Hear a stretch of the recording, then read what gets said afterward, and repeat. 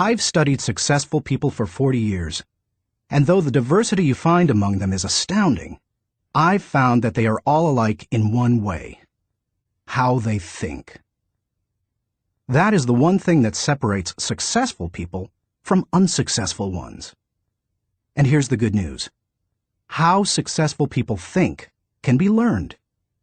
If you change your thinking, you can change your life. Why you should change your thinking. It's hard to overstate the value of changing your thinking. Good thinking can do many things for you: generate revenue, solve problems, and create opportunities. It can take you to a whole new level, personally and professionally. It really can change your life. Consider some things you need to know about changing your thinking. 1. Changed thinking is not automatic. Sadly, a change in thinking doesn't happen on its own. Good ideas rarely go out and find someone. If you want to find a good idea, you must search for it. If you want to become a better thinker, you need to work at it. And once you begin to become a better thinker, the good ideas keep coming. In fact, the amount of good thinking you can do at any time depends primarily on the amount of good thinking you are already doing. 2. Changed thinking is difficult.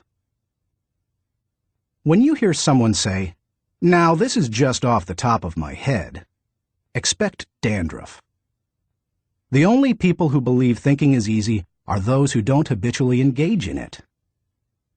Nobel Prize-winning physicist Albert Einstein, one of the best thinkers who ever lived, asserted, "Thinking is hard work. That's why so few do it."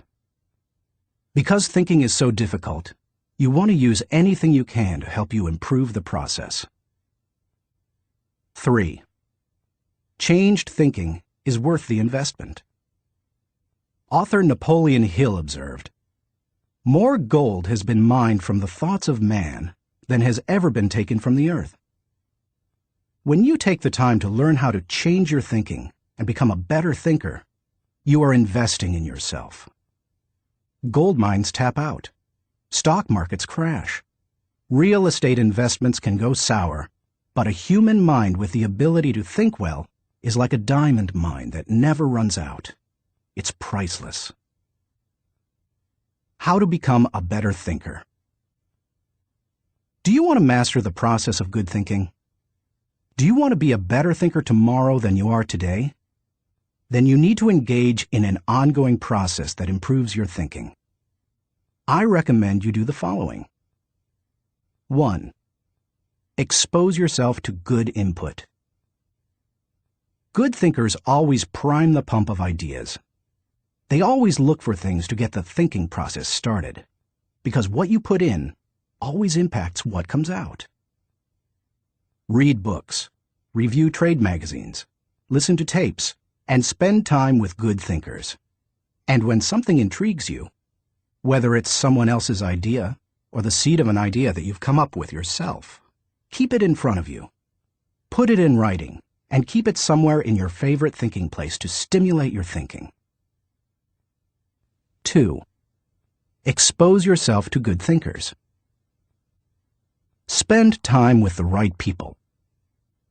As I worked on this section and bounced my ideas off of some key people so that my thoughts would be stretched, I realized something about myself.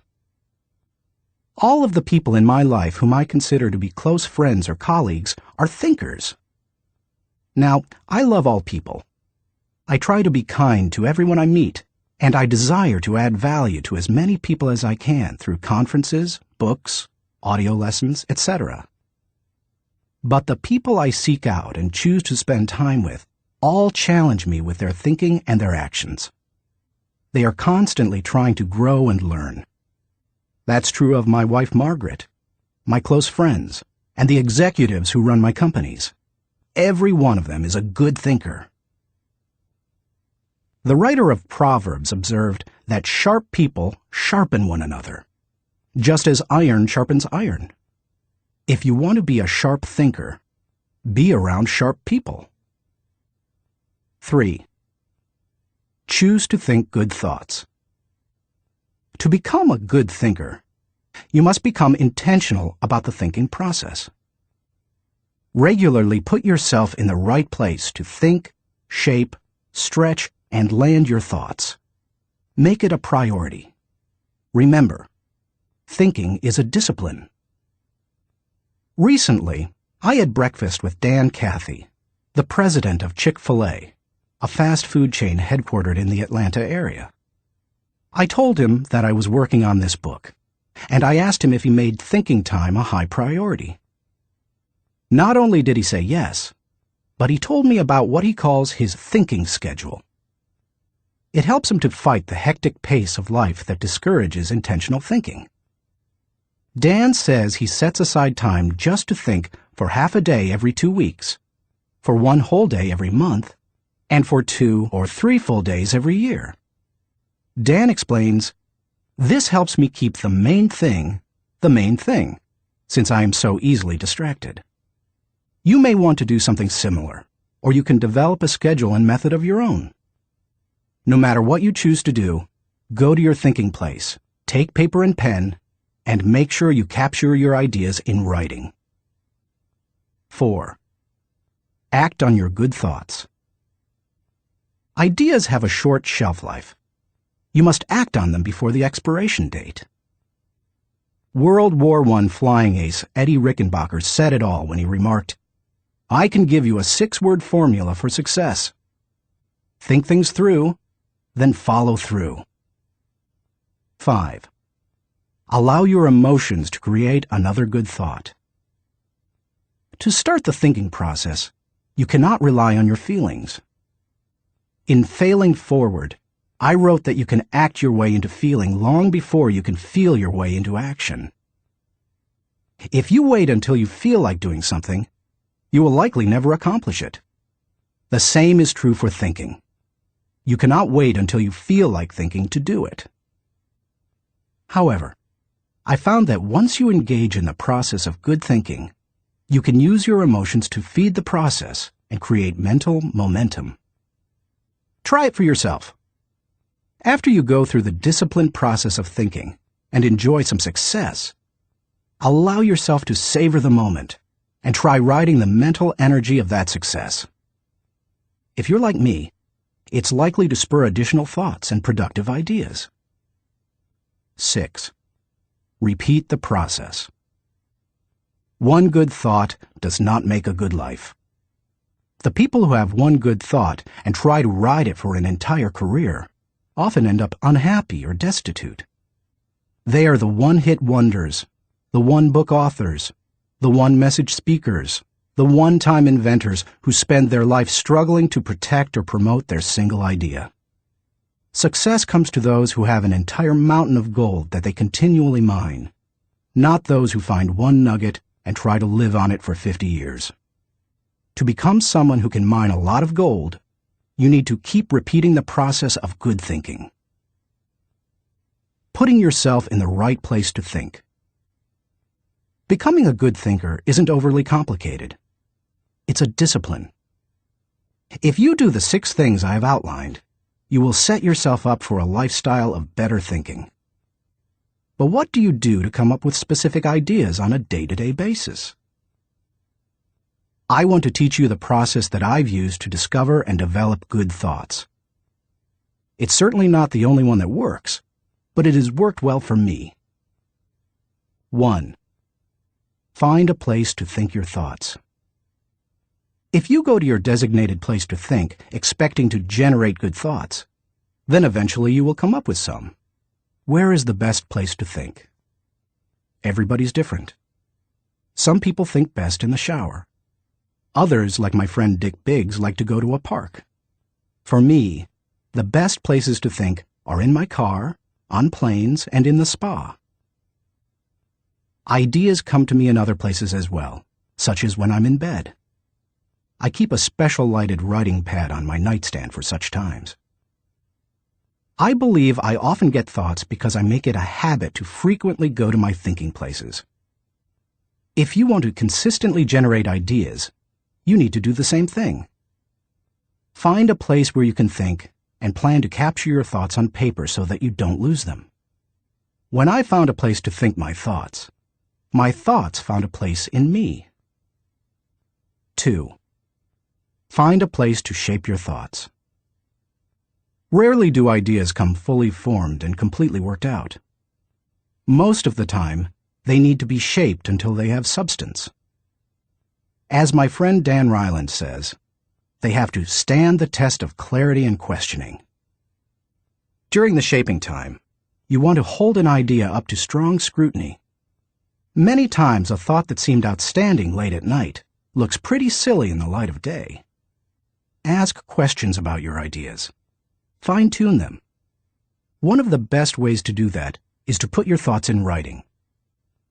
Professor, college president, and U.S. Senator S.I. Hayakawa wrote, "Learning to write is learning to think. You don't know anything clearly unless you can state it in writing." As you shape your thoughts, you find out whether an idea has potential. You learn what you have. You also learn some things about yourself. The shaping time thrills me because it embodies humor. The thoughts that don't work often provide comic relief. Humility. The moments when I connect with God awe me. Excitement. I love to play out an idea mentally. I call it futuring it. Creativity. In these moments, I am unhampered by reality. Fulfillment. God made me for this process. It uses my greatest gifts and gives me joy. Honesty. As I turn over an idea in my mind, I discover my true motives. Passion. When you shape a thought, you find out what you believe and what really counts. Change. Most of the changes I have made in my life resulted from thorough thinking on a subject. You can shape your thoughts almost anywhere. Just find a place that works for you, where you will be able to write things down, focus your attention without interruptions, and ask questions about your ideas. 3. Find a place to stretch your thoughts.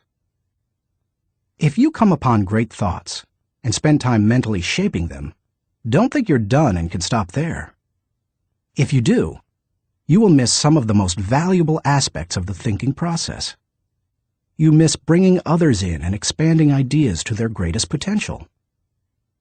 Earlier in my life, I have to admit, I was often guilty of this error. I wanted to take an idea from seed thought to solution before sharing it with anyone, even the people it would most impact. I did this both at work and at home. But over the years, I have learned that you can go much farther with a team than you can go alone. I've found a kind of formula that can help you stretch your thoughts. It says, the right thought plus the right people in the right environment at the right time for the right reason equals the right result. This combination is hard to beat. Like every person, every thought has the potential to become something great. When you find a place to stretch your thoughts, you find that potential. 4. Find a place to land your thoughts. Author C.D. Jackson observes that great ideas need landing gear as well as wings. Any idea that remains only an idea doesn't make a great impact. The real power of an idea comes when it goes from abstraction to application. Think about Einstein's theory of relativity. When he published his theories in 1905 and 1916, they were merely profound ideas. Their real power came with the development of the nuclear reactor in 1942 and the nuclear bomb in 1945. When scientists developed and implemented Einstein's ideas, the whole world changed. Likewise, if you want your thoughts to make an impact, you need to land them with others so that they can someday be implemented. As you plan for the application phase of the thinking process, land your ideas first with yourself. Landing an idea with yourself will give you integrity. People will buy into an idea only after they buy into the leader who communicates it. Before teaching any lesson, I ask myself 3 questions. Do I believe it? Do I live it? Do I believe others should live it?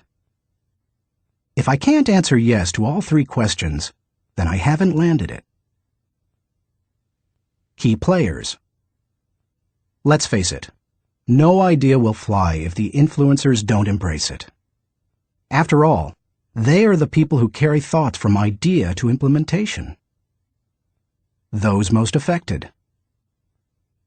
Landing thoughts with the people on the firing line will give you great insight. Those closest to changes that occur as a result of a new idea can give you a reality read. And that's important, because sometimes even when you've diligently completed the process of creating a thought, shaping it, and stretching it with other good thinkers, you can still miss the mark. 5. Find a place to fly your thoughts. French philosopher Henri-Louis Bergson, who won the Nobel Prize in Literature in 1927, asserted that a person should think like a man of action, act like a man of thought. What good is thinking if it has no application in real life? Thinking divorced from actions cannot be productive. Learning how to master the process of thinking well leads you to productive thinking. If you can develop the discipline of good thinking and turn it into a lifetime habit, then you will be successful and productive all of your life. Once you've created, shaped, stretched, and landed your thoughts, then flying them can be fun and easy. Portrait of a good thinker.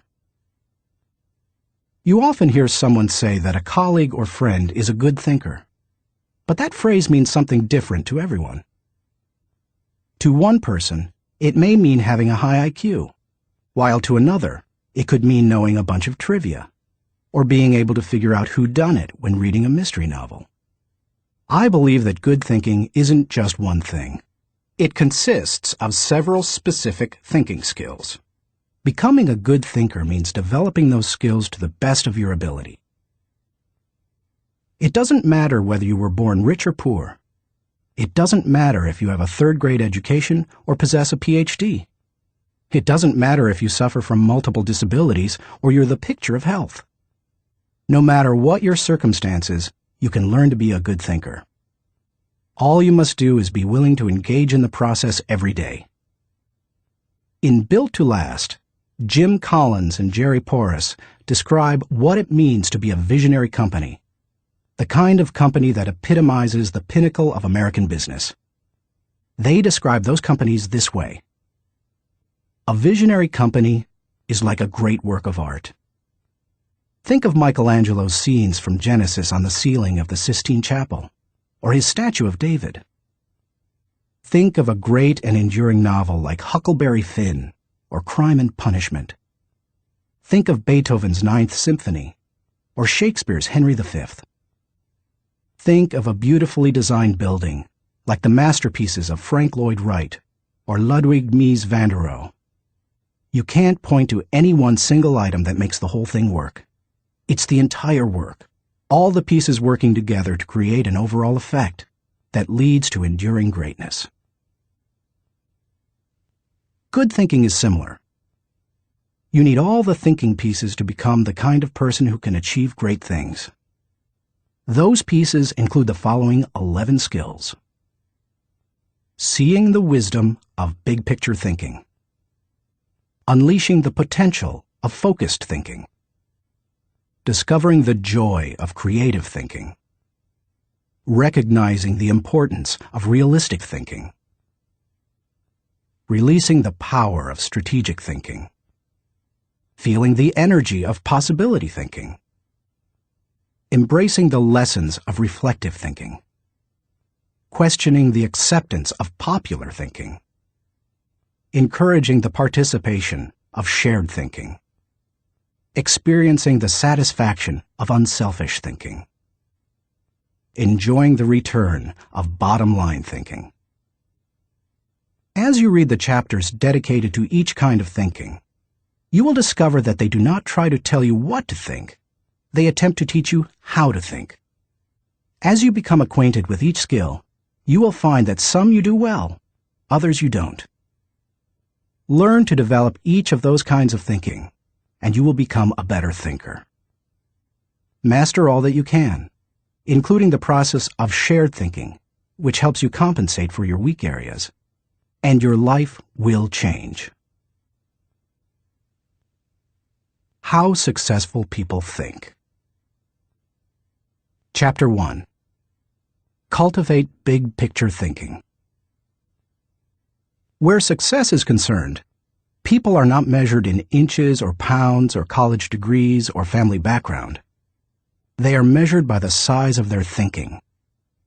David Schwartz. Big picture thinking can benefit any person in any profession.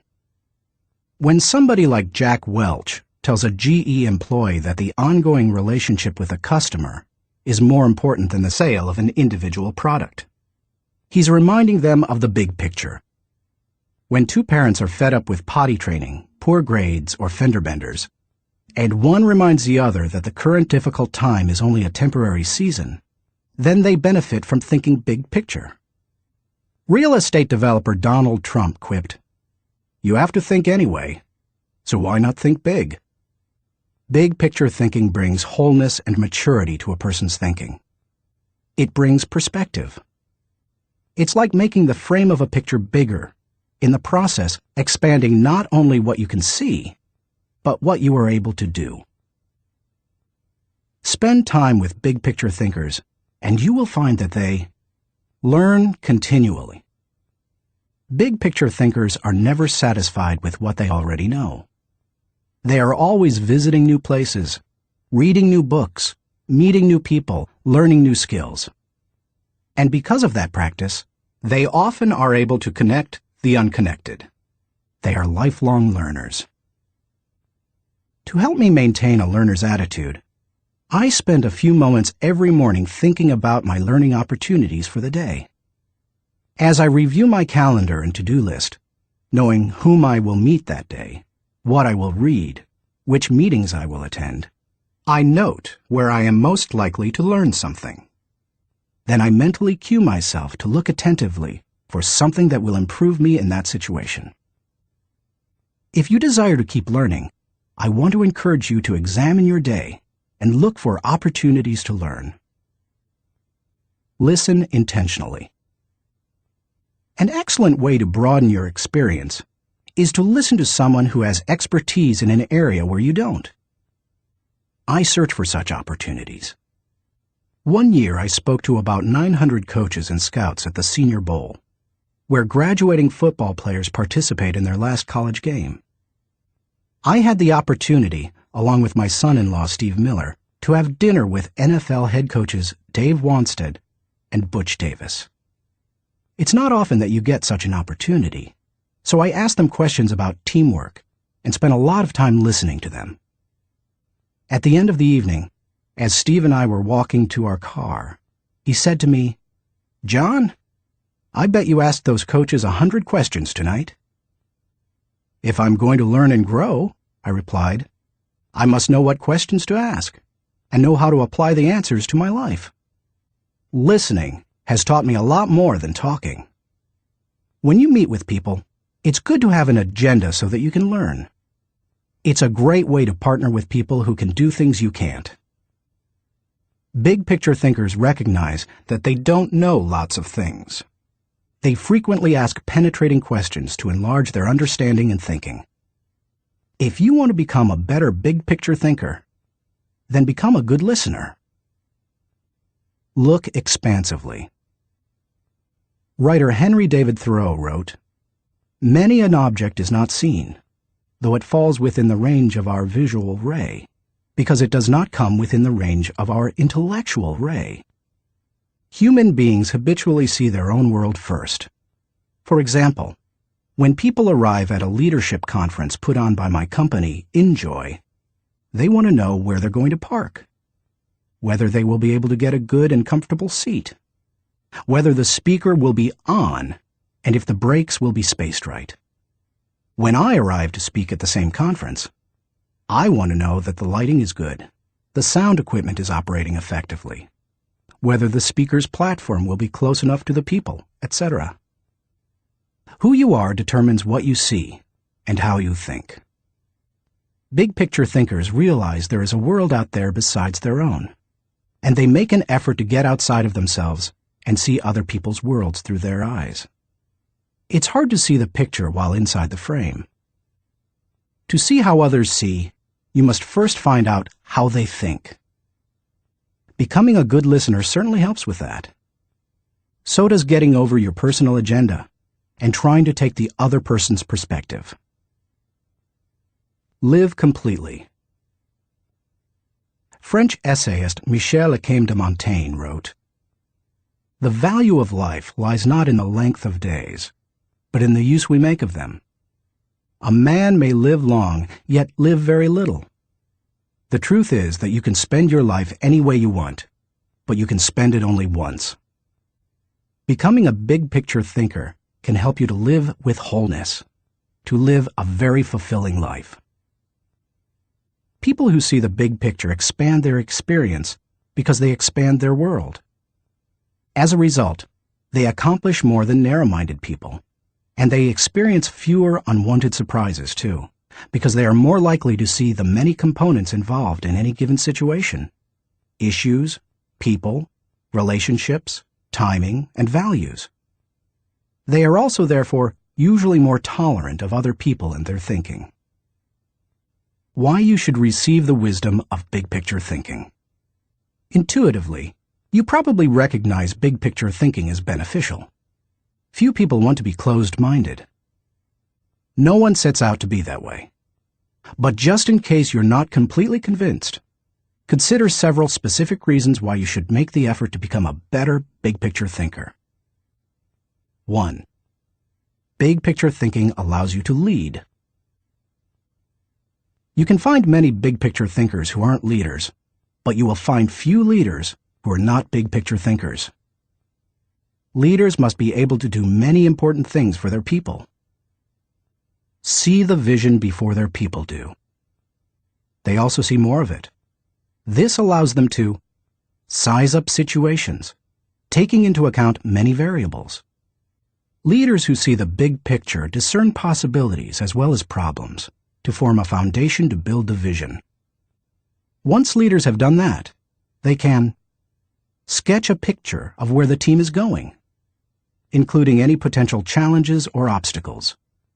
The goal of leaders shouldn't be merely to make their people feel good, but to help them be good and accomplish the dream. The vision, shown accurately, will allow leaders to show how the future connects with the past to make the journey more meaningful.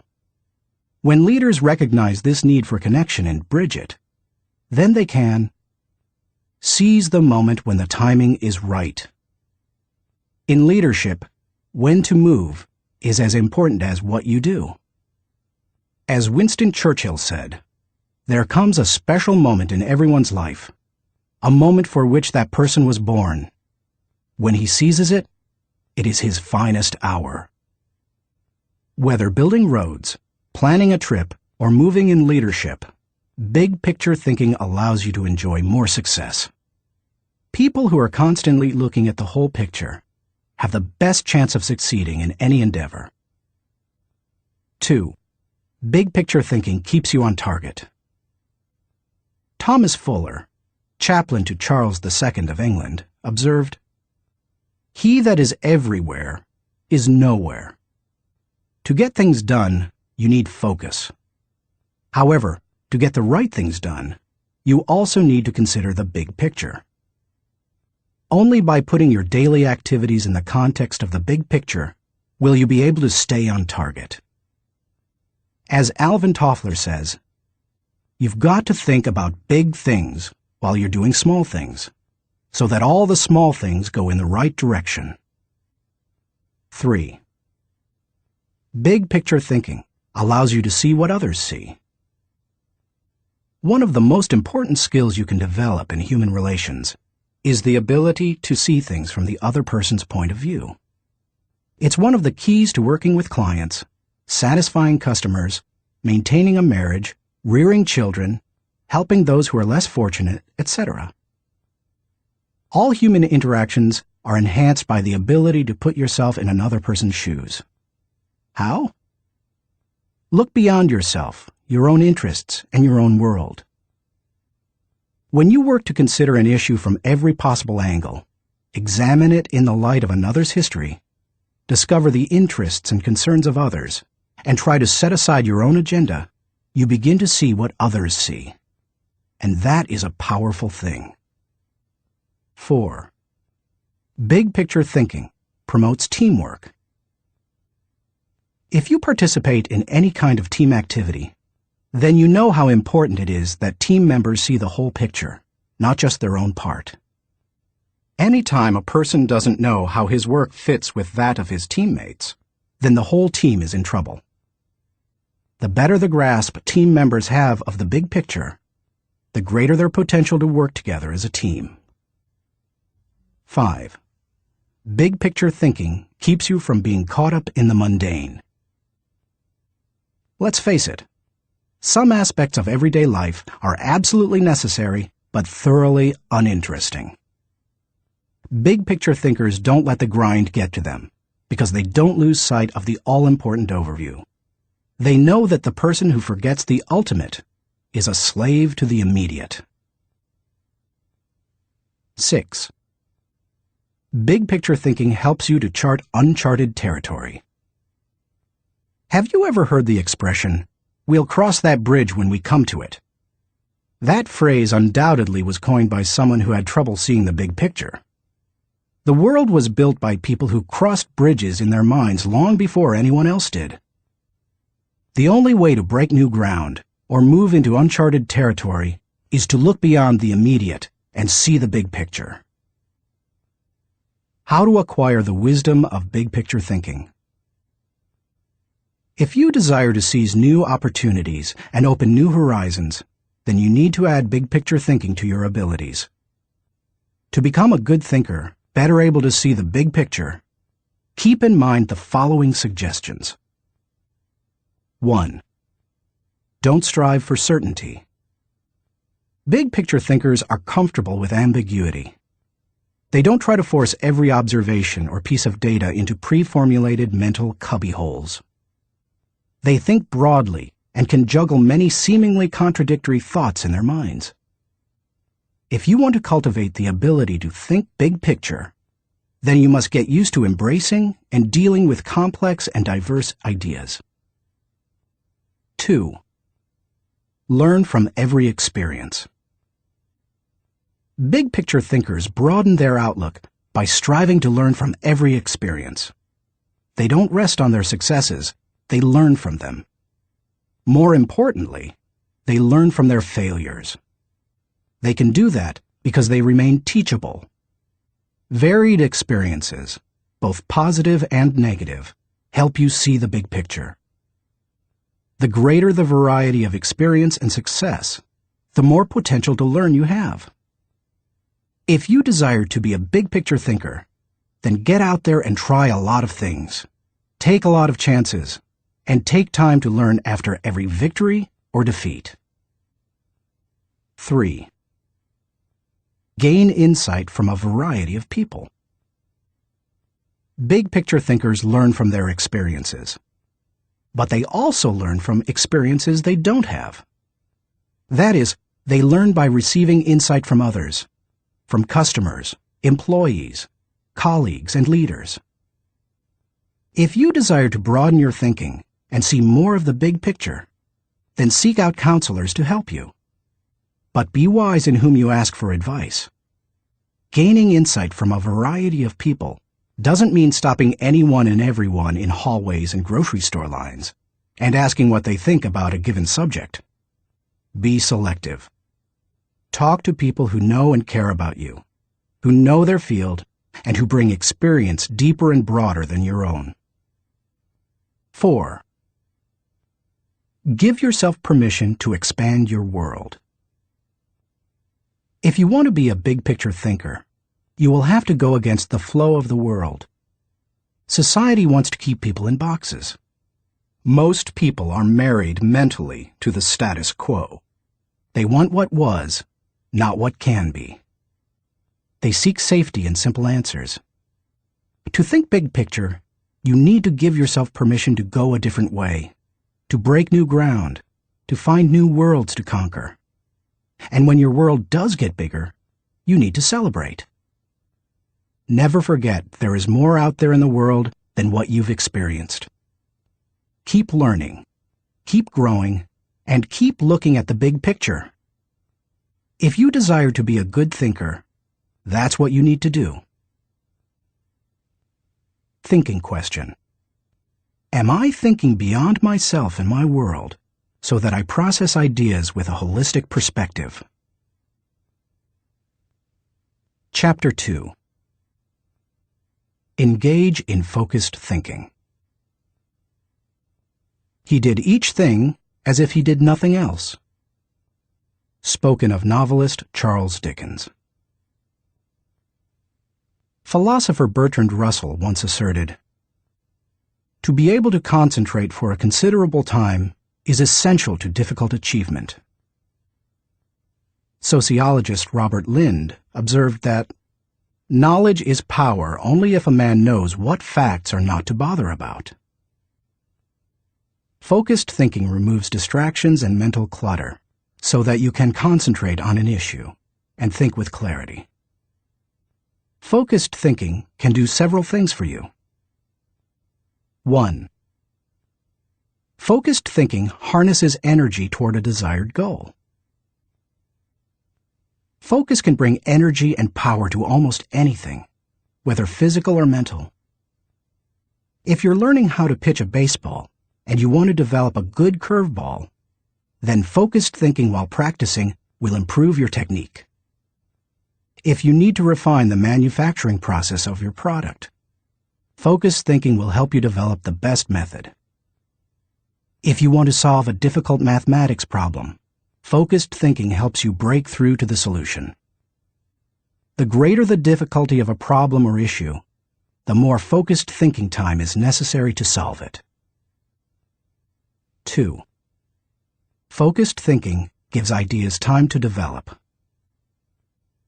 I love to discover and develop ideas. I often bring my creative team together for brainstorming and creative thinking. When we first get together, we try to be exhaustive in our thinking in order to generate as many ideas as possible. The birthing of a potential breakthrough often results from sharing many good ideas. But to take ideas to the next level, you must shift from being expansive in your thinking to being selective. I have discovered that a good idea can become a great idea when it is given focus time. It's true that focusing on a single idea for a long time can be very frustrating. I've often spent days focusing on a thought and trying to develop it, only to find that I could not improve the idea. But sometimes, my perseverance in focused thinking pays off. That brings me great joy. And when focused thinking is at its best, not only does the idea grow, but so do I. 3. Focused thinking brings clarity to the target. I consider golf one of my favorite hobbies. It's a wonderfully challenging game. I like it because the objectives are so clear. Professor William Mobley of the University of South Carolina made the following observation about golf. One of the most important things about golf is the presence of clear goals. You see the pins, you know the par. It's neither too easy nor unattainable. You know your average score, and there are competitive goals. Competitive with par, with yourself, and others. These goals give you something to shoot at. In work, as in golf, goals motivate. One time on the golf course, I followed a golfer who neglected to put the pin back in the hole after he putted. Because I could not see my target, I couldn't focus properly. My focus quickly turned to frustration and to poor play. To be a good golfer, a person needs to focus on a clear target. The same is true in thinking. Focus helps you to know the goal and to achieve it. 4. Focused thinking will take you to the next level. No one achieves greatness by becoming a generalist. You don't hone a skill by diluting your attention to its development. The only way to get to the next level is to focus.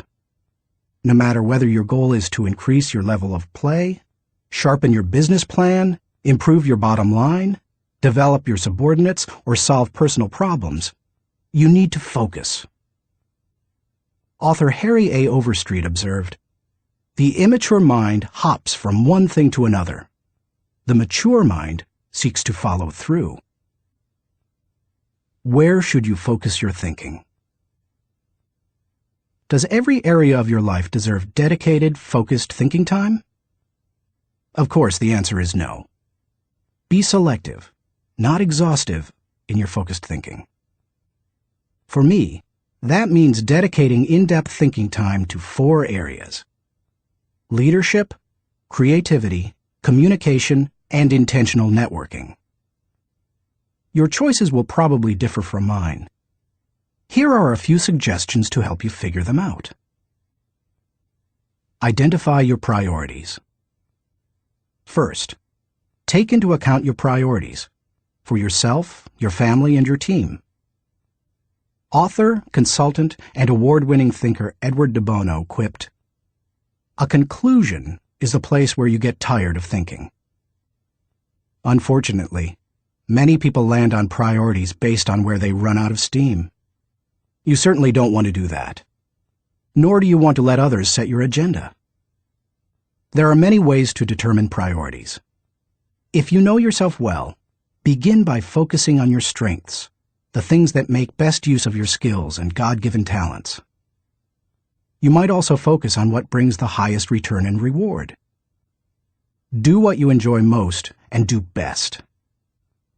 You could use the 80-20 rule. Give 80% of your effort to the top 20%, most important, activities. Another way is to focus on exceptional opportunities that promise a huge return. It comes down to this. Give your attention to the areas that bear fruit. Discover your gifts. Not all people are self-aware and have a good handle on their own skills, gifts, and talents. They are a little like the comic strip character Charlie Brown. One day after striking out in a baseball game, he says, "Rats! I'll never be a big league player. I just don't have it. All my life I've dreamed of playing in the big leagues, but I'll never make it." To which Lucy replies, "Charlie Brown, you're thinking too far ahead. What you need to do is set more immediate goals for yourself." For a moment, Charlie Brown sees a ray of hope. "Immediate goals?" he says. "Yes," answers Lucy. "Start with the next inning. When you go out to pitch, see if you can walk out to the mound without falling down." I've met many individuals who grew up in a household full of Lucys. They received little encouragement or affirmation, and as a result, seem at a loss for direction. If you have that kind of background, you need to work extra hard to figure out what your gifts are. Take a personality profile such as DISC or Myers-Briggs. Interview positive friends and family members to see where they think you shine. Spend some time reflecting on past successes. If you're going to focus your thinking in your areas of strength, you need to know what they are. Develop your dream. If you want to achieve great things, you need to have a great dream. If you're not sure of your dream, use your focused thinking time to help you discover it. If your thinking has returned to a particular area time after time, you may be able to discover your dream there. Give it more focused time and see what happens. Once you find your dream, move forward without second-guessing. Take the advice of Satchel Paige. Don't look back. Something might be gaining on you. The younger you are, the more likely you will give your attention to many things. That's good, Because if you're young, you're still getting to know yourself, your strengths and weaknesses. If you focus your thinking on only one thing and your aspirations change, then you've wasted your best mental energy. As you get older and more experienced, the need to focus becomes more critical. The farther and higher you go, the more focused you can be, and need to be. How can you stay focused? Once you have a handle on what you should think about, you must decide how to better focus on it. Here are 5 suggestions to help you with the process. 1. Remove distractions. Removing distractions is no small matter in our current culture, but it's critical. How do you do it? First, by maintaining the discipline of practicing your priorities. Don't do easy things first, or hard things first, or urgent things first. Do first things first, the activities that give you the highest return. In that way, you keep the distractions to a minimum. Second, insulate yourself from distractions. I've found that I need blocks of time to think without interruptions. I've mastered the art of making myself unavailable when necessary and going off to my thinking place so that I can work without interruptions. Because of my responsibilities as founder of 3 companies, however, I am always aware of the tension between my need to remain accessible to others as a leader and my need to withdraw from them to think. The best way to resolve the tension is to understand the value of both activities. Walking slowly through the crowd allows me to connect with people and know their needs. Withdrawing from the crowd allows me to think of ways to add value to them. My advice to you is to place value on and give attention to both. If you naturally withdraw, then make sure to get out among people more often. If you're always on the go and rarely withdraw for thinking time, then remove yourself periodically so that you can unleash the potential of focused thinking. And wherever you are, be there.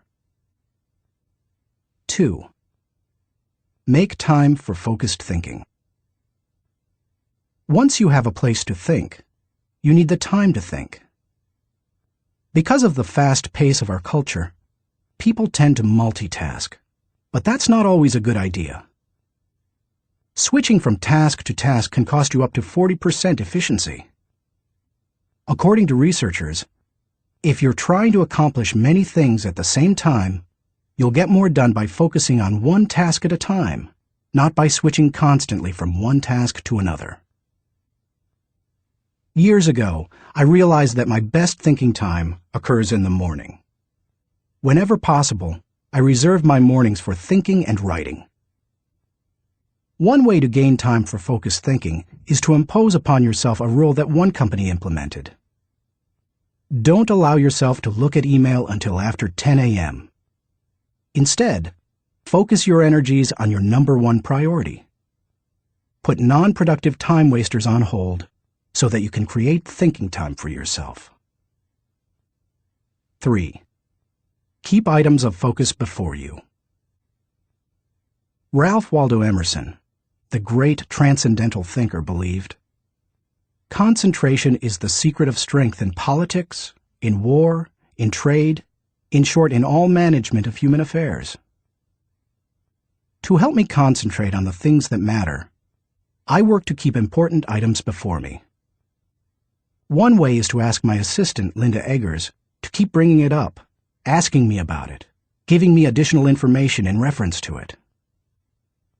I'll also keep a file or page on my desk so that I see it every day as I work. That strategy has successfully helped me for 30 years to stimulate and sharpen ideas. If you've never done it, I recommend that you try it. I'll tell you more about it in the section on reflective thinking. 4. Set goals. I believe goals are important. The mind will not focus until it has clear objectives. But the purpose of goals is to focus your attention and give you direction. not to identify a final destination.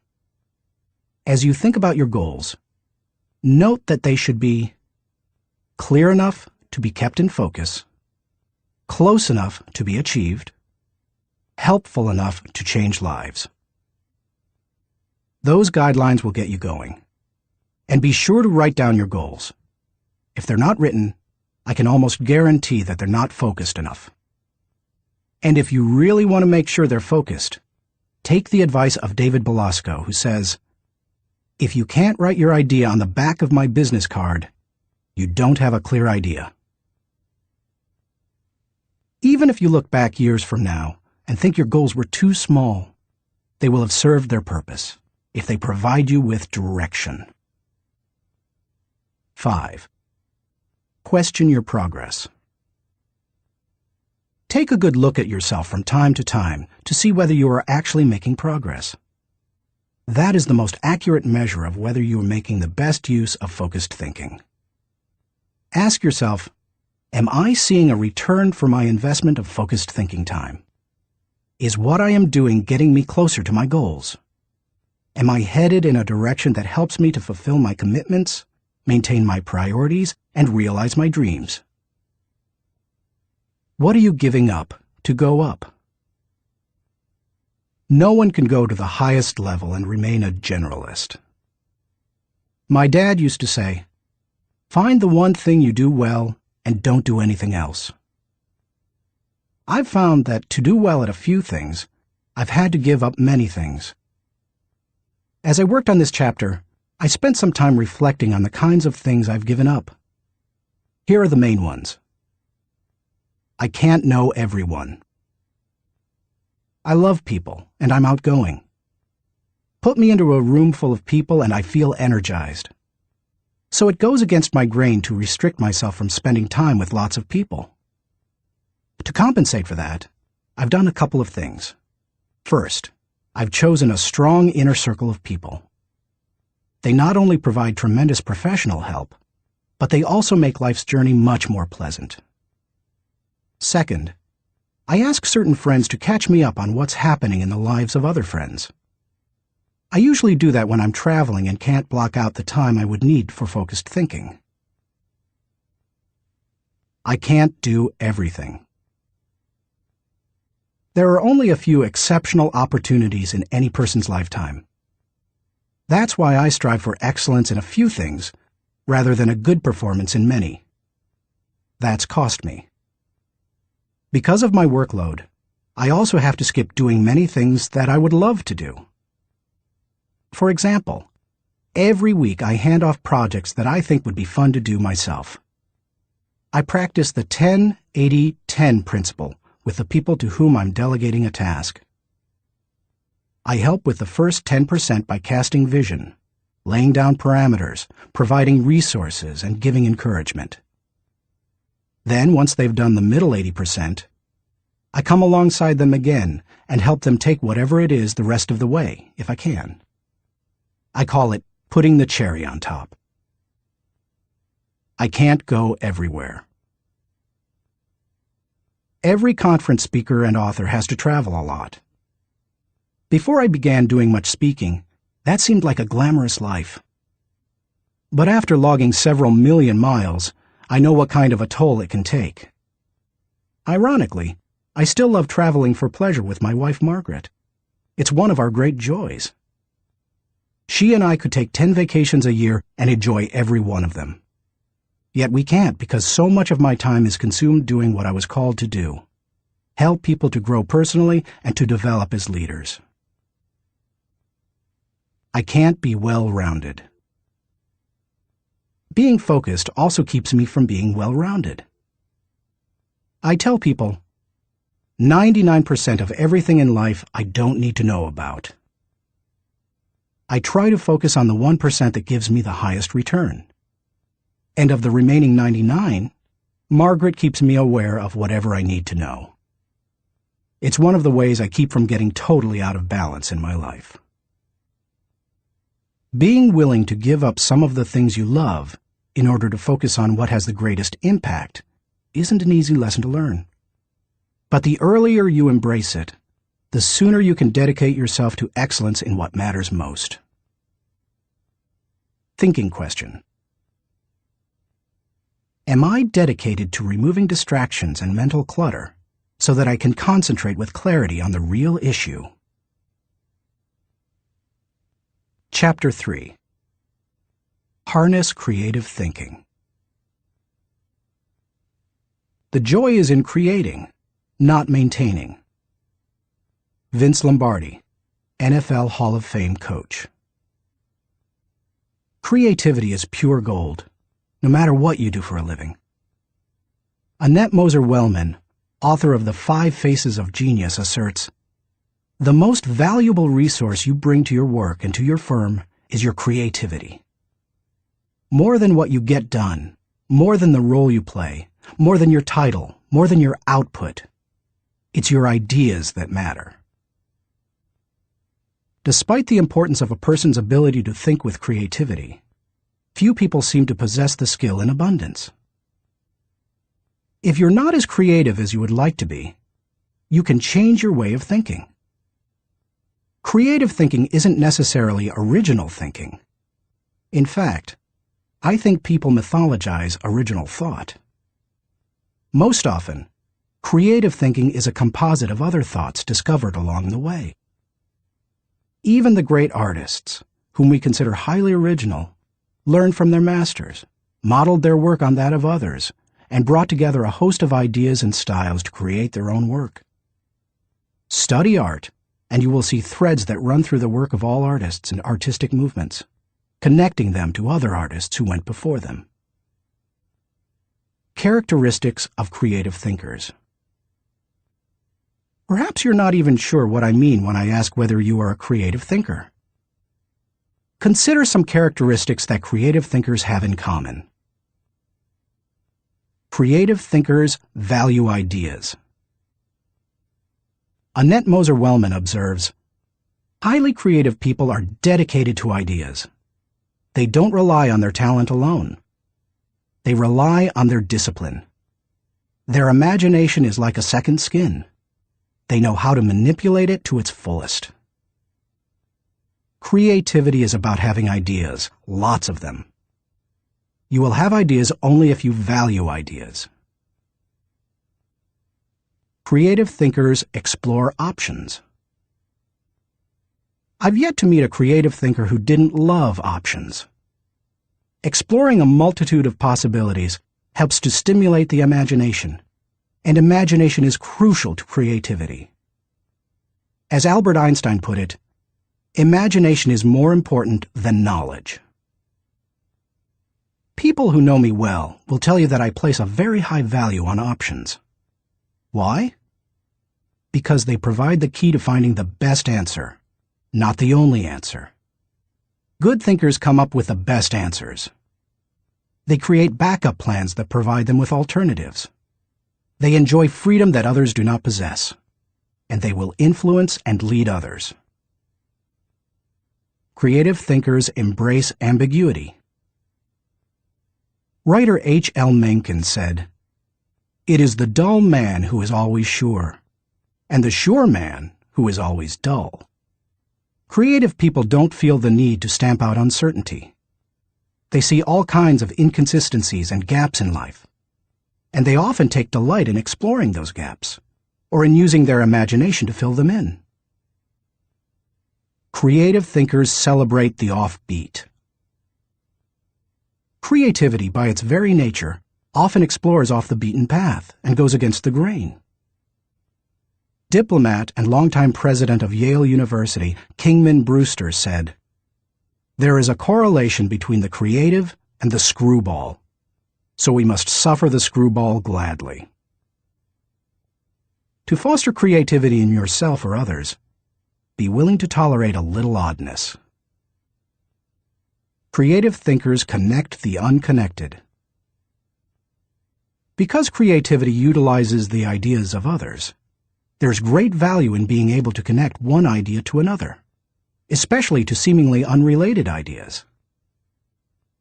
Graphic designer Tim Hansen says, "Creativity is especially expressed in the ability to make connections, to make associations, to turn things around and express them in a new way. Creating additional thoughts is like taking a trip in your car. You may know where you are going, but only as you move toward your destination can you see and experience things in a way not possible before you started. Creative thinking works something like this. Think, then collect, then create, then correct, then connect. Once you begin to think, you are free to collect. You ask yourself, what material relates to this thought? Once you have the material, you ask, what ideas can make the thought better? That can start to take an idea to the next level. After that, you can correct or refine it by asking, what changes can make these ideas better? Finally, you connect the ideas by positioning them in the right context to make the thought complete and powerful. Creative thinkers don't fear failure. Creativity demands the ability to be unafraid of failure, because creativity equals failure. You may be surprised to hear such a statement, but it's true. Charles Frankel asserts that anxiety is the essential condition of intellectual and artistic creation. Creativity requires a willingness to look stupid. It means getting out on a limb, knowing that the limb often breaks. Creative people know these things and still keep searching for new ideas.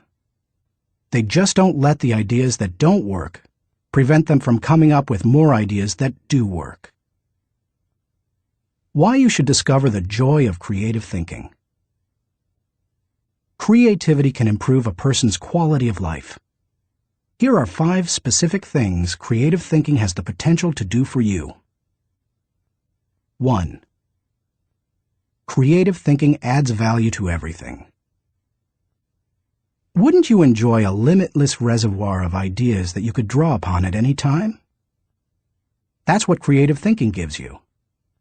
For that reason, no matter what you are currently able to do, creativity can increase your capabilities. Creativity is being able to see what everybody else has seen and think what nobody else has thought, so that you can do what nobody else has done. Sometimes, creative thinking lies along the lines of invention, where you break new ground. Other times, it moves along the lines of innovation, which helps you to do old things in a new way. But either way, it's seeing the world through sufficiently new eyes so that new solutions appear. That always adds value. 2. Creative thinking compounds. Over the years, I've found that creative thinking is hard work, but creative thinking compounds, given enough time and focus. Perhaps more than any other kind of thinking, creative thinking builds on itself and increases the creativity of the thinker. Poet Maya Angelou observed, "You can't use up creativity. The more you use, the more you have." Sadly, too often creativity is smothered rather than nurtured. There has to be a climate in which new ways of thinking, perceiving, questioning are encouraged. If you cultivate creative thinking in an environment that nurtures creativity, there's no telling what kind of ideas you can come up with. I'll talk more on that later. 3. Creative thinking draws people to you and your ideas. Creativity is intelligence having fun. People admire intelligence, and they are always attracted to fun, so the combination is fantastic. If anyone could be said to have fun with his intelligence, it was Leonardo da Vinci. The diversity of his ideas and expertise staggers the mind. He was a painter, architect, sculptor, anatomist, musician, inventor, and engineer. The term Renaissance man was coined because of him. Just as people were drawn to Da Vinci and his ideas during the Renaissance, they are drawn to creative people today. If you cultivate creativity, you will become more attractive to other people, and they will be drawn to you. 4. Creative thinking helps you learn more. Author and creativity expert Ernie Zielinski says, "Creativity is the joy of not knowing it all. The joy of not knowing it all refers to the realization that we seldom, if ever, have all the answers. We always have the ability to generate more solutions to just about any problem. Being creative is being able to see or imagine a great deal of opportunity to life's problems. Creativity is having options." It almost seems too obvious to say, but if you are always actively seeking new ideas, you will learn. Creativity is teachability. It's seeing more solutions than problems. And the greater the quantity of thoughts, the greater the chance for learning something new. 5. Creative thinking challenges the status quo. If you desire to improve your world, or even your own situation, then creativity will help you. The status quo and creativity are incompatible. Creativity and innovation always walk hand in hand. How to discover the joy of creative thinking. At this point, you may be saying, "Okay, I'm convinced that creative thinking is important. But how do I find the creativity within me? How do I discover the joy of creative thought?" Here are 5 ways to do it. 1. Remove creativity killers. Economics professor and humor author Stephen Leacock said, "Personally, I would sooner have written Alice in Wonderland than the whole Encyclopedia Britannica." He valued the warmth of creativity over cold facts. If you do too, then you need to eliminate attitudes that devalue creative thinking. Take a look at the following phrases. They are almost guaranteed to kill creative thinking anytime you hear or think them. "I'm not a creative person." "Follow the rules." "Don't ask questions." "Don't be different." "Stay within the lines." "There is only one way." "Don't be foolish." "Be practical." "Be serious." "Think of your image." "That's not logical." "It's not practical." "It's never been done." "It can't be done." "It didn't work for them." "We tried that before." "It's too much work." "We can't afford to make a mistake." "It will be too hard to administer." "We don't have the time." "We don't have the money." "Yes, but..." Play is frivolous. Failure is final. If you think you have a great idea, don't let anyone talk you out of it, even if it sounds foolish. Don't let yourself or anyone else subject you to creativity killers. After all, you can't do something new and exciting if you force yourself to stay in the same old rut. Don't just work harder at the same old thing. Make a change. 2. Think creatively by asking the right questions. Creativity is largely a matter of asking the right questions. Management trainer Sir Anthony Jay said, "The uncreative mind can spot wrong answers, but it takes a creative mind to spot wrong questions." Wrong questions shut down the process of creative thinking. They direct thinkers down the same old path, or they chide them into believing that thinking isn't necessary at all. To stimulate creative thinking, ask yourself questions such as, why must it be done this way? What is the root problem? What are the underlying issues? What does this remind me of? What is the opposite? What metaphor or symbol helps to explain it? Why is it important? What's the hardest or most expensive way to do it? Who has a different perspective on this? What happens if we don't do it at all? You get the idea. And you can probably come up with better questions yourself. Physicist Tom Hirschfeld observed, "If you don't ask why this often enough, somebody will ask, why you? If you want to think creatively, you must ask good questions. You must challenge the process. 3. Develop a creative environment. Charlie Brower said, "A new idea is delicate. It can be killed by a sneer or a yawn. It can be stabbed to death by a quip and worried to death by a frown on the right man's brow. Negative environments kill thousands of great ideas every minute." A creative environment, on the other hand, becomes like a greenhouse where ideas get seeded, sprout up, and flourish.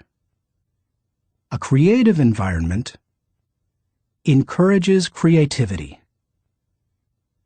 David Hills says, "Studies of creativity suggest that the biggest single variable of whether or not employees will be creative is whether they perceive they have permission. When innovation and good thinking are openly encouraged and rewarded, then people see that they have permission to be creative." A creative environment places a high value on trust among team members and individuality. Creativity always risks failure. That's why trust is so important to creative people.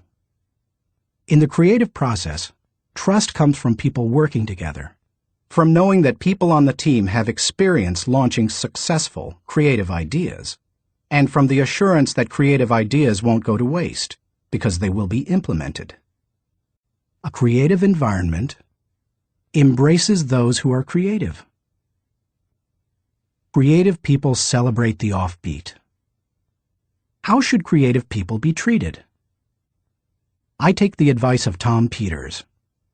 Weed out the dullards, nurture the nuts. I do that by spending time with them, which I enjoy anyway. I especially like to pull people into brainstorming sessions. People look forward to an invitation to such meetings because the time will be filled with energy, ideas, and laughter. And the odds are high that a new project, seminar, or business strategy will result. When that happens, they also know a party's coming. A creative environment focuses on innovation, not just invention. Sam Weston, creator of the popular action figure G.I. Joe, said, "Truly groundbreaking ideas are rare, but you don't necessarily need one to make a career out of creativity." My definition of creativity is the logical combination of two or more existing elements that result in a new concept. The best way to make a living with your imagination is to develop innovative applications, not imagine completely new concepts. Creative people say, "Give me a good idea, and I'll give you a better idea." A creative environment is willing to let people go outside the lines. Most people automatically stay within lines, even if those lines have been arbitrarily drawn or are terribly out of date. Remember, most limitations we face are not imposed on us by others. We place them on ourselves. Lack of creativity often falls into that category. If you want to be more creative, challenge boundaries. Inventor Charles Kettering said, "All human development, no matter what form it takes, must be outside the rules. Otherwise, we would never have anything new." A creative environment takes that into account. A creative environment appreciates the power of a dream. A creative environment promotes the freedom of a dream. A creative environment encourages the use of a blank sheet of paper and the question, if we could draw a picture of what we want to accomplish, what would that look like? A creative environment allowed Martin Luther King Jr. to speak with passion and declare to millions, "I have a dream," not "I have a goal." Goals may give focus, but dreams give power. Dreams expand the world. That is why James Allen suggested that dreamers are the saviors of the world. The more creativity-friendly you can make your environment, the more potential it has to become creative. 4. Spend time with other creative people. What if the place you work has an environment hostile to creativity, and you possess little ability to change it? One possibility is to change jobs. But what if you desire to keep working there despite the negative environment? Your best option is to find a way to spend time with other creative people. Creativity is contagious. Have you ever noticed what happens during a good brainstorming session? One person throws out an idea. Another person uses it as a springboard to discover another idea. Someone else takes it in yet another, even better direction. Then somebody grabs hold of it and takes it to a whole new level. The interplay of ideas can be electric. I have a strong group of creative individuals in my life. I make sure to spend regular time with them. When I leave them, I always feel energized. I'm full of ideas, and I see things differently. They truly are indispensable to my life. It's a fact that you begin to think like the people you spend a lot of time with. The more time you can spend with creative people, engaging in creative activities, the more creative you will become. 5. Get out of your box. Actress Katharine Hepburn remarked, "If you obey all the rules, you will miss all the fun." While I don't think it's necessary to break all the rules, many are in place to protect us, I do think it's unwise to allow self-imposed limitations to hinder us. Creative thinkers know that they must repeatedly break out of the box of their own history and personal limitations in order to experience creative breakthroughs. The most effective way to help yourself get out of the box is to expose yourself to new paradigms. One way you can do that is by traveling to new places. Explore other cultures, countries, and traditions. Find out how people very different from you live and think. Another is to read on new subjects. I'm naturally curious and love to learn, but I still have a tendency to read books only on my favorite subjects, such as leadership. I sometimes have to force myself to read books that broaden my thinking, because I know it's worth it. If you want to break out of your own box, get into somebody else's. Read broadly. Many people mistakenly believe that if individuals aren't born with creativity, they will never be creative. But you can see from the many strategies and examples I've given that creativity can be cultivated in the right supportive environment. Thinking question. Am I working to break out of my box of limitations so that I explore ideas and options to experience creative breakthroughs? Chapter 4. Employ realistic thinking. The first responsibility of a leader is to define reality. Max Dupree, Chairman of the Board of Herman Miller Incorporated. As anyone knows who's been out of school for a few years, there's usually a huge gap between a college education and the reality of the working world. Honestly, early in my career, I went out of my way to avoid too much realistic thinking because I thought it would interfere with my creative thinking. But as I've grown, I've come to realize that realistic thinking adds to my life. Reality check. Reality is the difference between what we wish and what is. It took some time for me to evolve into a realistic thinker. The process went in phases. First, I did not engage in realistic thinking at all. After a while, I realized that it was necessary, so I began to engage in it occasionally. But I didn't like it, because I thought it was too negative. And any time I could delegate it, I did.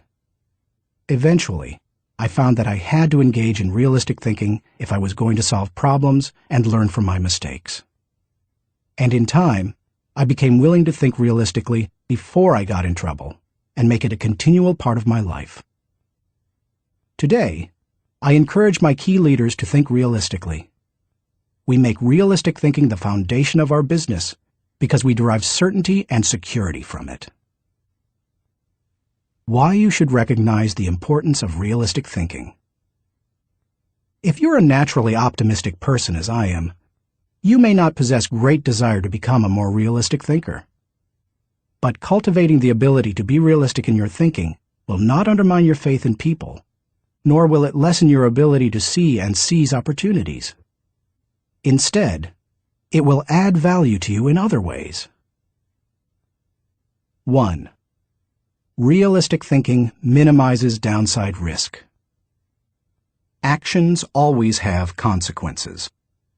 Realistic thinking helps you to determine what those consequences could be.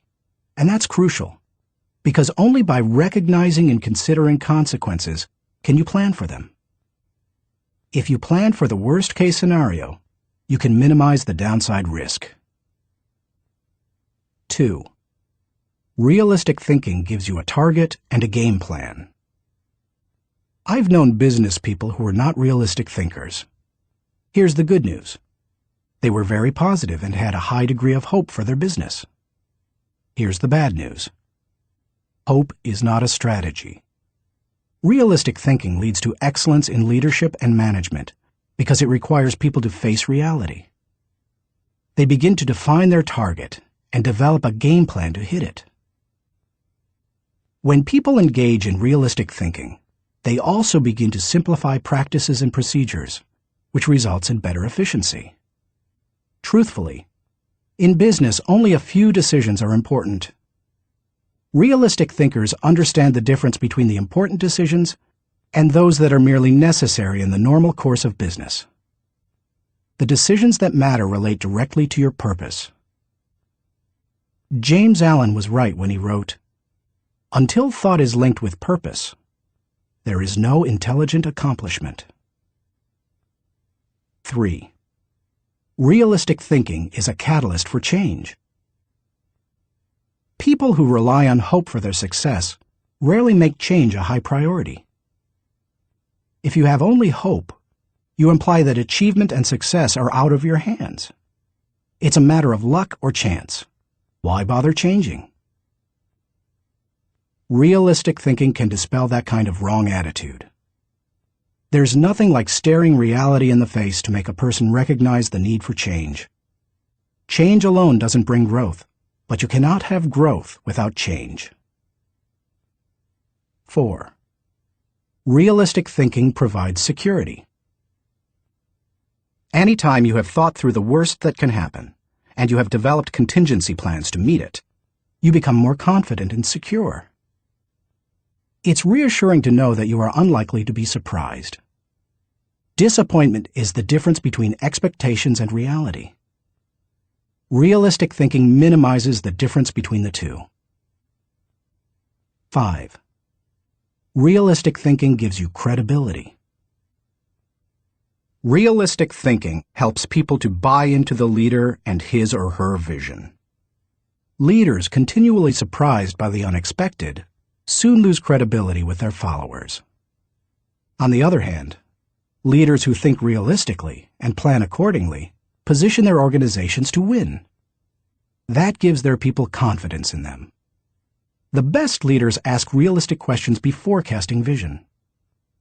They ask themselves things like, is it possible? Does this dream include everyone or just a few? Have I identified and articulated the areas that will make this dream difficult to achieve? 6. Realistic thinking provides a foundation to build on. Thomas Edison observed, "The value of a good idea is in using it."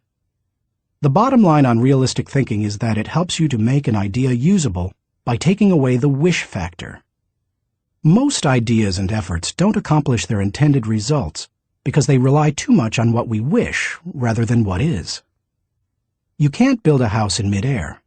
It needs a solid foundation. Ideas and plans are the same.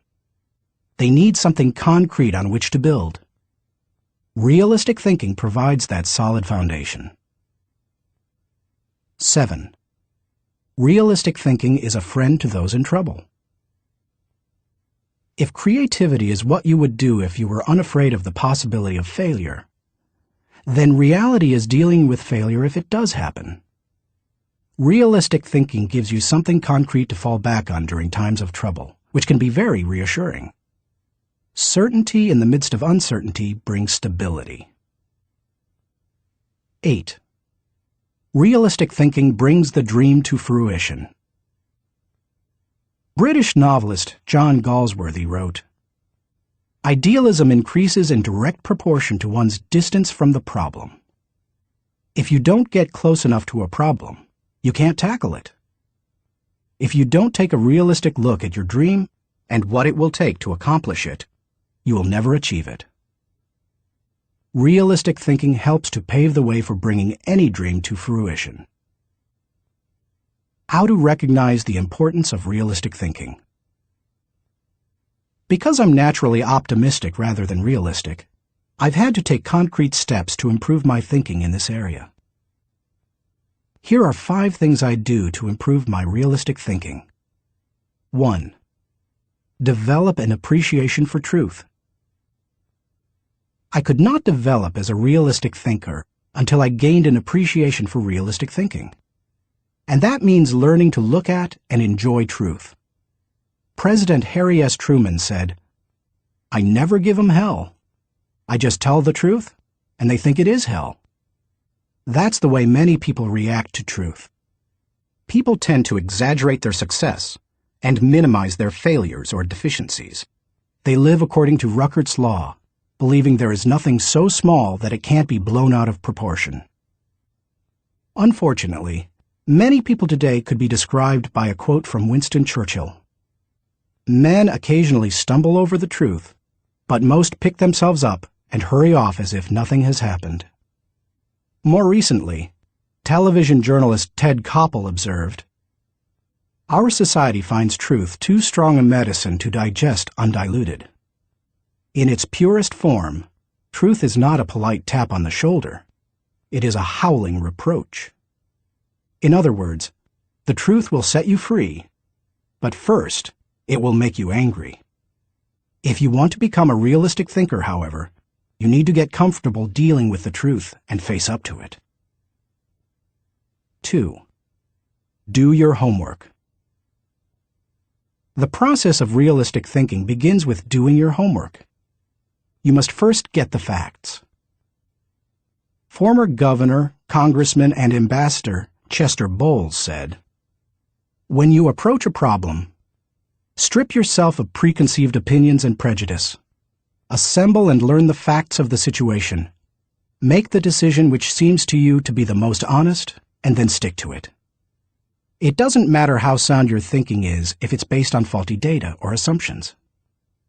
You can't think well in the absence of facts, or in the presence of poor information. You can also find out what others have done in similar circumstances. Remember, your thinking doesn't necessarily have to be original. It just has to be solid. Why not learn all you can from good thinkers who have faced similar situations in the past? Some of my best thinking has been done by others. 3. Think through the pros and cons. There's nothing like taking the time to really examine the pros and cons of an issue to give you a strong dose of reality. It rarely comes down to simply choosing the course of action with the greatest number of pros, because all pros and cons do not carry equal weight. But that's not the value of the exercise anyway. Rather, it helps you to dig into the facts, examine an issue from many angles, and really count the cost of a possible course of action. 4. Picture the worst-case scenario. The essence of realistic thinking is discovering, picturing, and examining the worst-case scenario. Ask yourself questions such as, what if sales fall short of projections? What if revenue hits rock bottom? Not an optimist's rock bottom, but real rock bottom. What if we don't win the account? What if the client doesn't pay us? What if we have to do the job short-handed? What if our best player gets sick? What if all the colleges reject my application? What if the market goes belly up? What if the volunteers quit? What if nobody shows up? You get the idea. The point is that you need to think about worst-case possibilities, whether you are running a business, leading a department, pastoring a church, coaching a team, or planning your personal finances. Your goal isn't to be negative or to expect the worst, just to be ready for it in case it happens. That way, you give yourself the best chance for a positive result, no matter what. If you picture the worst case and examine it honestly, then you really have experienced a reality check. You're ready for anything. As you do that, take the advice of Charles Hole, who advised, "Deliberate with caution, but act with decision, and yield with graciousness, or oppose with firmness." 5. Align your thinking with your resources. One of the keys to maximizing realistic thinking is aligning your resources with your objectives. Looking at pros and cons and examining worst-case scenarios will make you aware of any gaps between what you desire and what really is. Once you know what those gaps are, you can use your resources to fill them. After all, that's what resources are for. Super Bowl, Superdome, Super Security. Our country received lessons in realistic thinking following the tragedy of September 11, 2001. The destruction of the World Trade Center buildings in New York City far surpassed any worst-case scenarios that anyone might have envisioned. In the wake of that event, we now find that we don't have the luxury of avoiding or neglecting realistic thinking. I was reminded of that on Sunday, February 3, 2002, when I attended the Super Bowl in New Orleans, Louisiana. I had been to the big game twice before to root for the home team, first San Diego and later Atlanta, and had seen both teams lose. But I had never been to a game like this. The occasion had been designated a national security special event. That meant that the U.S. Secret Service would be overseeing it. Military personnel would work with local law enforcement, and security would be of the highest caliber. The Secret Service brought in several hundred agents and secured the area. In preparation for the game, access to the Superdome was highly restricted, with intensified screening. Officials blocked off roads, closed the nearby interstate, and designated the area a no-fly zone. We arrived early at the Dome. Officials suggested fans arrive up to 5 hours ahead of game time, and we immediately saw evidence of the precautionary measures. 8-foot fences surrounded the whole area, and concrete barriers prevented unauthorized vehicles from getting close to the building. We could see sharpshooters positioned at various locations, including on the roof of some adjacent buildings. When we reached a gate, police officers and security personnel patted us down and examined everyone's belongings. After that, they directed us to go through metal detectors. Only then did they allow us into the stadium. That's all well and good, you may be saying. But what would have happened had there been a terrorist attack? The Secret Service had that covered too, because they had prepared for the worst-case scenario. Evacuation plans had been put into place, and personnel at the Superdome had been drilled to make sure everyone knew what to do in case of an emergency. New Orleans Mayor Mark Morial said the day before the Super Bowl, "We want to send a message to all visitors that New Orleans is going to be the safest place in America." We got the message. We didn't feel the least bit worried. That's what happens when leaders recognize the importance of realistic thinking. Thinking question. Am I building a solid mental foundation on facts so that I can think with certainty? Chapter 5. Utilize strategic thinking. Most people spend more time planning their summer vacation than planning their lives. Source unknown. When you hear the words strategic thinking, what comes to mind? Do visions of business plans dance in your head? Do you conjure up marketing plans, the kind that can turn a company around? Perhaps you contemplate global politics, or you recall some of history's greatest military campaigns. Hannibal crossing the Alps to surprise the Roman army, Charlemagne's conquest of Western Europe, or the Allies' D-Day invasion of Normandy. Perhaps, but strategy doesn't have to be restricted to military action, or even to business. Strategic thinking can make a positive impact on any area of life. Plan your life, live your plan. I've observed that most people try to plan their lives one day at a time.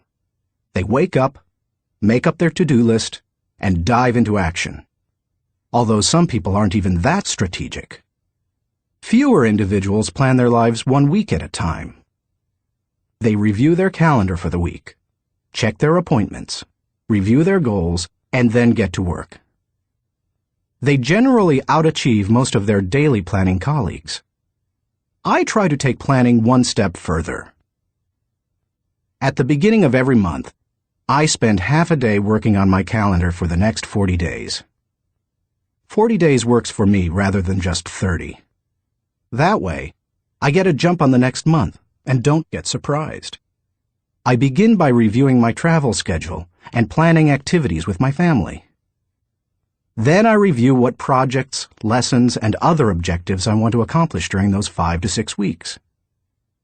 Then I start blocking out days and times for thinking, writing, working, meeting with people, etc. I set times to do fun things, such as seeing a show, watching a ball game, or playing golf. I also set aside small blocks of time to compensate for the unexpected. By the time I'm done, I can tell you nearly everything I'll be doing almost hour by hour during the coming weeks. This strategy is one of the reasons I have been able to accomplish much. Why you should release the power of strategic thinking. Strategic thinking helps me to plan, to become more efficient, to maximize my strengths, and to find the most direct path toward achieving any objective. The benefits of strategic thinking are numerous. Here are a few of the reasons you should adopt it as one of your thinking tools. 1. Strategic thinking simplifies the difficult. Strategic thinking is really nothing more than planning on steroids. Spanish novelist Miguel de Cervantes said, "The man who is prepared has his battle half fought." Strategic thinking takes complex issues and long-term objectives, which can be very difficult to address, and breaks them down into manageable sizes. Anything becomes simpler when it has a plan. Strategic thinking can also help you simplify the management of everyday life. I do that by using systems, which are nothing more than good strategies repeated. I am well known among pastors and other speakers for my filing system. Writing a lesson or speech can be difficult, but because I use my system to file quotes, stories, and articles, when I need something to flesh out or illustrate a point, I simply go to one of my 1,200 files and find a good piece of material that works. Just about any difficult task can be made simpler with strategic thinking. 2. Strategic thinking prompts you to ask the right questions. Do you want to break down complex or difficult issues? Then ask questions. Strategic thinking forces you through this process. Take a look at the following questions developed by my friend Bob Beal, the author of Master Planning. Direction. What should we do next? Why? Organization. Who is responsible for what? Who is responsible for whom? Do we have the right people in the right places? Cash. What is our projected income, expense, net? Can we afford it? How can we afford it? Tracking. Are we on target? Overall evaluation. Are we achieving the quality we expect and demand of ourselves? Refinement. How can we be more effective and more efficient, move toward the ideal? These may not be the only questions you need to ask to begin formulating a strategic plan, but they are certainly a good start. 3. Strategic thinking prompts customization. General George S. Patton observed, "Successful generals make plans to fit circumstances, but do not try to create circumstances to fit plans." All good strategic thinkers are precise in their thinking. They try to match the strategy to the problem, because strategy isn't a one-size-fits-all proposition. Sloppy or generalized thinking is an enemy of achievement. The intention to customize in strategic thinking forces a person to go beyond vague ideas and engage in specific ways to go after a task or problem. It sharpens the mind. 4. Strategic thinking prepares you today for an uncertain tomorrow. Strategic thinking is the bridge that links where you are to where you want to be. It gives direction and credibility today and increases your potential for success tomorrow. It is, as Mary Webb suggests, like saddling your dreams before you ride them. 5. Strategic thinking reduces the margin of error. Anytime you shoot from the hip or go into a totally reactive mode, you increase your margin for error.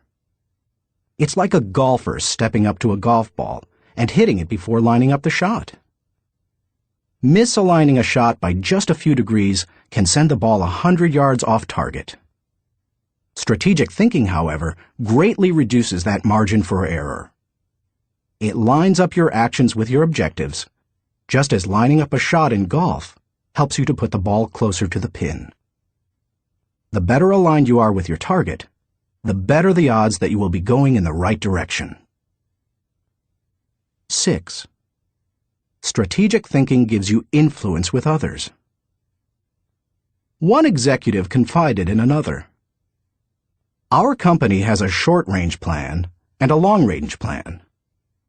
Our short-range plan is to stay afloat long enough to make it to our long-range plan." That's hardly a strategy, yet that's the position where some business leaders put themselves. There's more than one problem with neglecting strategic thinking in that way. Not only does it fail to build the business, but it also loses the respect of everyone involved with the business. The one with the plan is the one with the power. It doesn't matter in what kind of activity you're involved. Employees want to follow the business leader with a good business plan. Volunteers want to join the pastor with a good ministry plan. Children want to be with the adult who has the well-thought-out vacation plan. If you practice strategic thinking, others will listen to you, and they will want to follow you.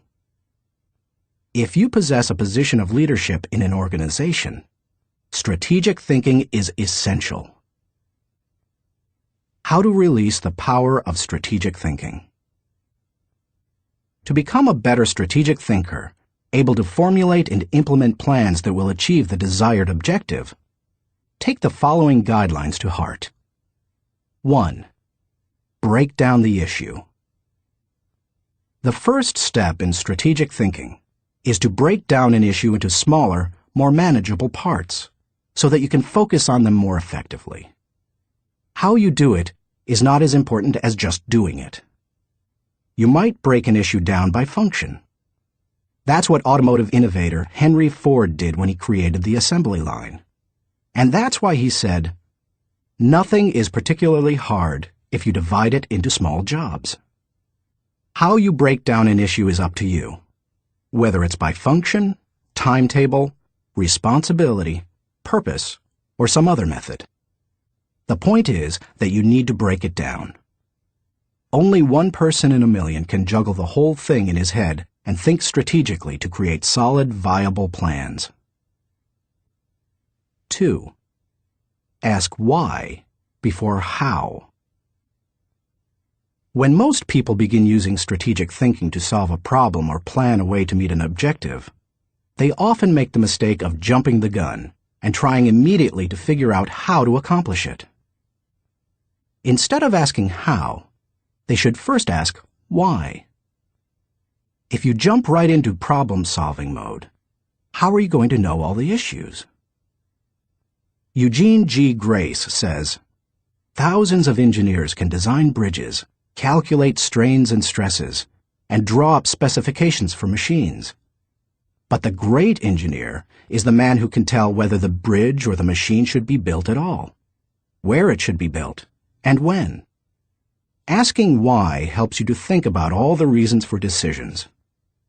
It helps you to open your mind to possibilities and opportunities. The size of an opportunity often determines the level of resources and effort that you must invest. Big opportunities allow for big decisions. If you jump to how too quickly, you might miss that. 3. Identify the real issues and objectives. William Feather, author of The Business of Life, said, "Before it can be solved, a problem must be clearly defined. Too many people rush to solutions, and as a result, they end up solving the wrong problem. To avoid that, ask probing questions to expose the real issues. Challenge all of your assumptions. Collect information even after you think you've identified the issue.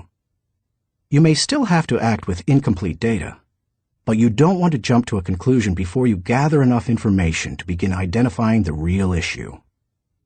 Begin by asking, what else could be the real issue?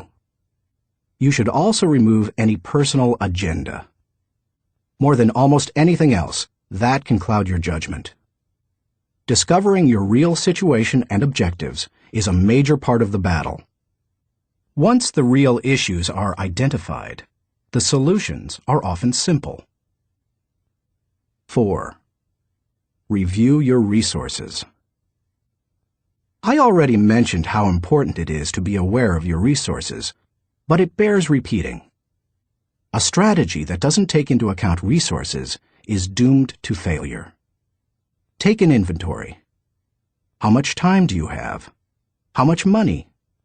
What kinds of materials, supplies, or inventory do you have? What are your other assets? What liabilities or obligations will come into play? Which people on the team can make an impact? You know your own organization and profession. Figure out what resources you have at your disposal. 5. Develop your plan. How you approach the planning process depends greatly on your profession and the size of the challenge that you're planning to tackle, so it's difficult to recommend many specifics. However, no matter how you go about planning, take this advice. Start with the obvious. When you tackle an issue or plan that way, it brings unity and consensus to the team, because everyone sees those things. Obvious elements build mental momentum and initiate creativity and intensity. The best way to create a road to the complex is to build on the fundamentals. 6. Put the right people in the right place. It's critical that you include your team as part of your strategic thinking. Before you can implement your plan, you must make sure that you have the right people in place. Even the best strategic thinking won't help if you don't take into account the people part of the equation. Look what happens if you miscalculate. Wrong person. Problems instead of potential. Wrong place. Frustration instead of fulfillment. Wrong plan. Grief instead of growth. Everything comes together, however, when you put together all three elements: the right person, the right place, and the right plan. 7. Keep repeating the process. My friend Olin Hendricks remarked, "Strategic thinking is like showering. You have to keep doing it." If you expect to solve any major problem once, you're in for disappointment. Little things such as filing or shopping systematically can be won easily through systems and personal discipline. But major issues need major strategic thinking time. What Thane Yost said is really true. The will to win is worthless if you do not have the will to prepare. If you want to be an effective strategic thinker, then you need to become a continuous strategic thinker.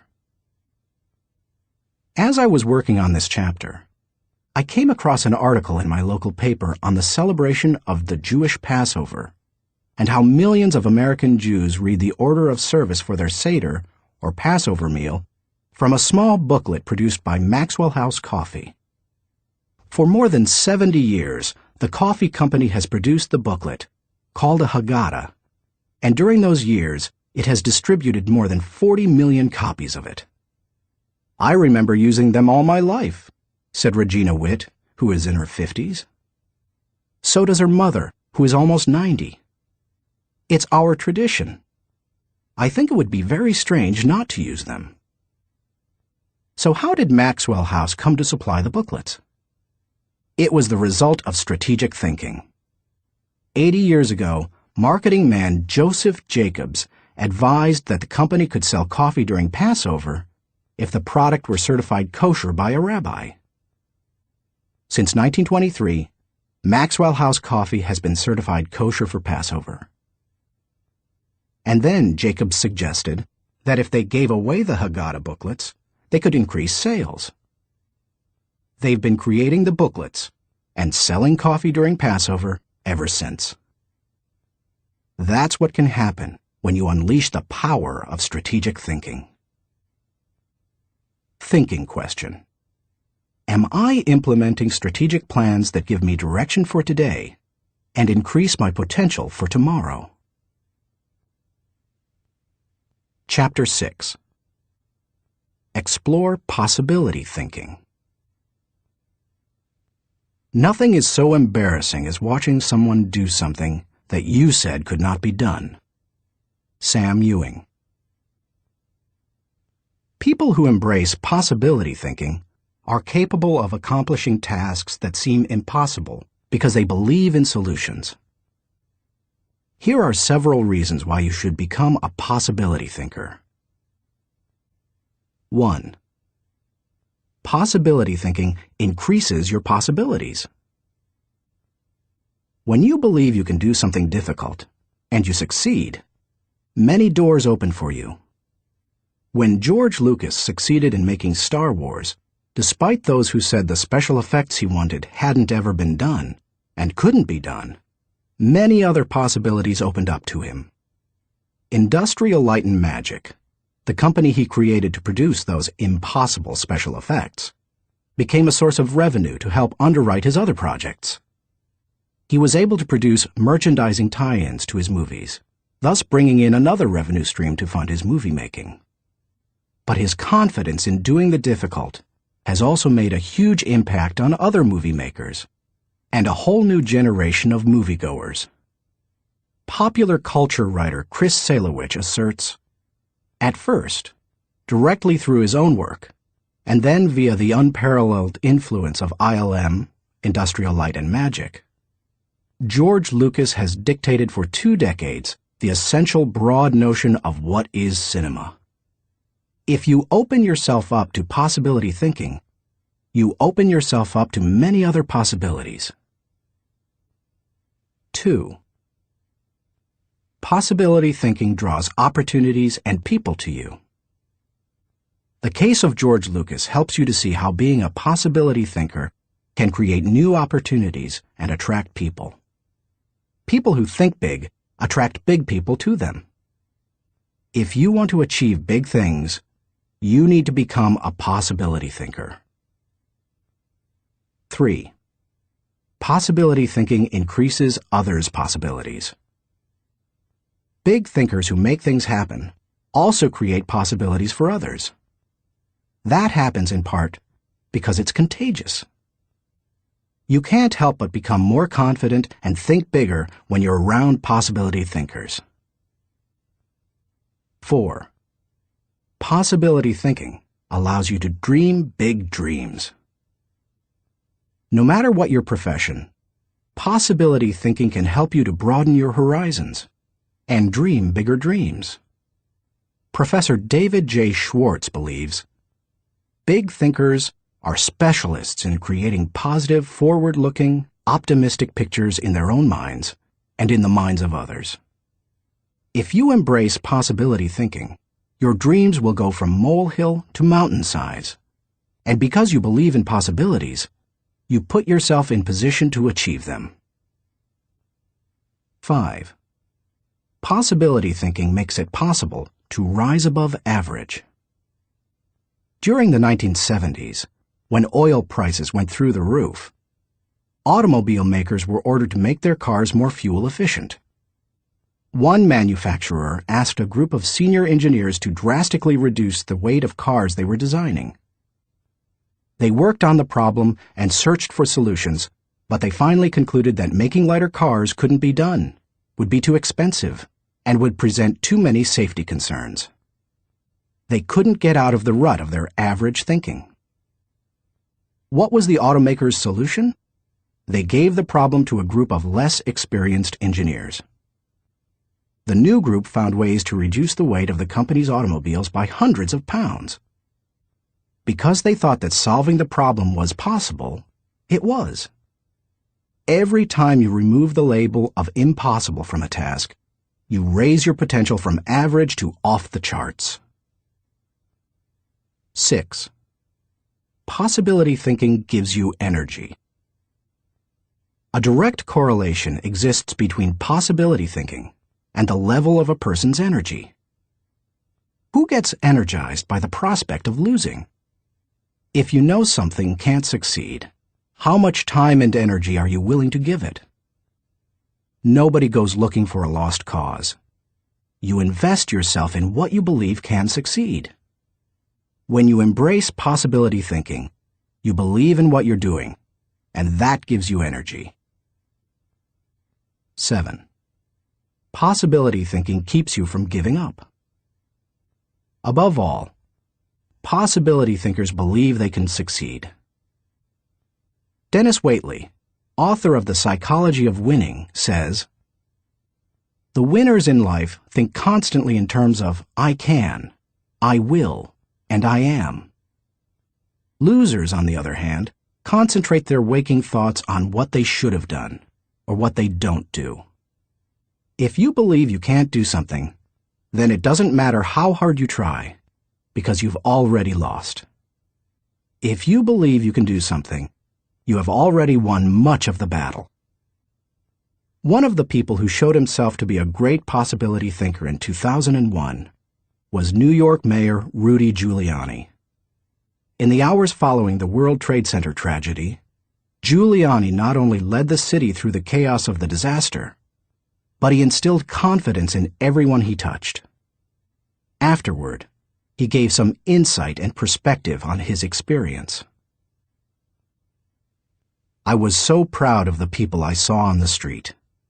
No chaos, but they were frightened and confused. And it seemed to me that they needed to hear from my heart where I thought we were going. I was trying to think, where can I go for some comparison to this, some lessons about how to handle it? So I started thinking about Churchill, started thinking that we're going to have to rebuild the spirit of the city. And what better example than Churchill and the people of London during the Blitz in 1940, who had to keep up their spirit during this sustained bombing. It was a comforting thought. 16 hours after the plane struck the buildings in New York City, when Giuliani finally returned at 2:30 a.m. to his apartment for a rest, instead of sleeping, he read the World War II chapters of Churchill, a Biography by Roy Jenkins. He learned how Winston Churchill helped his people to see the possibilities and kept his people going.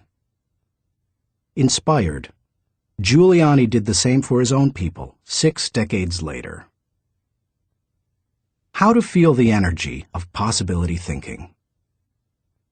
If you are a naturally positive person who already embraces possibility thinking, then you're already tracking with me.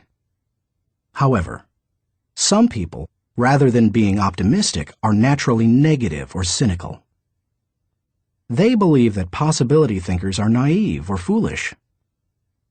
If your thinking runs toward pessimism, let me ask you a question.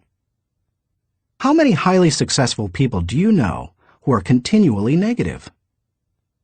How many impossibility thinkers are you acquainted with who achieve big things? None. People with an "it can't be done" mindset have two choices. They can expect the worst and continually experience it, or they can change their thinking. That's what George Lucas did. Believe it or not, even though he is a possibility thinker, he is not a naturally positive person. He says, "I'm very cynical, and as a result, I think the defense I have against it is to be optimistic." In other words, he chooses to think positively. He sums it up this way. As corny as it sounds, the power of positive thinking goes a long way. So determination and positive thinking combined with talent, combined with knowing your craft, that may sound like a naive point of view, but at the same time, it's worked for me, and it's worked for all my friends. So I have come to believe it. If you want possibility thinking to work for you, then begin by following these suggestions. 1. Stop focusing on the impossibilities. The first step in becoming a possibility thinker is to stop yourself from searching for and dwelling on what's wrong with any given situation. Sports psychologist Bob Rotella recounts, "I tell people, if you don't want to get into positive thinking, that's okay. Just eliminate all the negative thoughts from your mind, and whatever's left will be fine." If possibility thinking is new to you, you're going to have to give yourself a lot of coaching to eliminate some of the negative self-talk you may hear in your head. When you automatically start listing all the things that can go wrong, or all the reasons something can't be done, stop yourself and say, "Don't go there." Then ask, "What's right about this?" That will help to get you started. And if negativity is a really big problem for you, and pessimistic things come out of your mouth before you've even thought them through, you may need to enlist the aid of a friend or family member to alert you every time you utter negative ideas. 2. Stay away from the experts. So-called experts do more to shoot down people's dreams than just about anybody else. Possibility thinkers are very reluctant to dismiss anything as impossible. Rocket pioneer Wernher von Braun said, "I have learned to use the word impossible with the greatest of caution." And Napoleon Bonaparte declared, "The word impossible is not in my dictionary." If you feel you must take the advice of an expert, however, then heed the words of John Andrew Holmes, who asserted, "Never tell a young person that something cannot be done." God may have been waiting centuries for somebody ignorant enough of the impossible to do that thing. If you want to achieve something, give yourself permission to believe it is possible, no matter what experts might say. 3. Look for possibilities in every situation. Becoming a possibility thinker is more than just refusing to let yourself be negative. It's something more. It's looking for positive possibilities despite the circumstances. I recently heard Don Soderquist, former president of Walmart, tell a wonderful story that illustrates how a person can find positive possibilities in any situation. Soderquist had gone with Sam Walton to Huntsville, Alabama, to open several new stores. While there, Walton suggested they visit the competition. Here's what Soderquist said happened. "We went into one store, and I have to tell you that it was the worst store I have ever seen in my life. It was terrible. There were no customers, There was no help on the floor. The aisles were cluttered with merchandise, empty shelves, dirty. It was absolutely terrible. He, Walton, walked one way, and I'd walked the other way, and we'd kind of meet out on the sidewalk. He said, "What'd you think, Don?" I said, "Sam, that is the absolutely worst store I've ever seen in my life. I mean, did you see the aisles?" He said, "Don, did you see the pantyhose rack?" I said, "No, I didn't, Sam. I must have gone on a different aisle than you. I didn't see that." He said, "That was the best pantyhose rack I've ever seen, Don." And he said, "I pulled the fixture out, and on the back was the name of the manufacturer. When we get back, I want you to call that manufacturer and have him come in and visit with our fixture people. I want to put that rack in our stores. It's absolutely the best I've ever seen." And he said next, "Did you see the ethnic cosmetics?" I said, "Sam, that must have been right next to the pantyhose rack, because I absolutely missed that." He said, "Don, do you realize that in our stores we have 4 feet of ethnic cosmetics? These people had 12 feet of it. We are absolutely missing the boat. I wrote down the distributor of some of those products. When we get back, I want you to get a hold of our cosmetic buyer and get these people in. We absolutely need to expand our ethnic cosmetics." Now, Sam Walton didn't hit me on the head and say, "Don, now what lesson did you learn from this?" He had already hit me on the head by looking for the good, looking how to improve, striving for excellence. It's so easy to go and look at what other people do badly.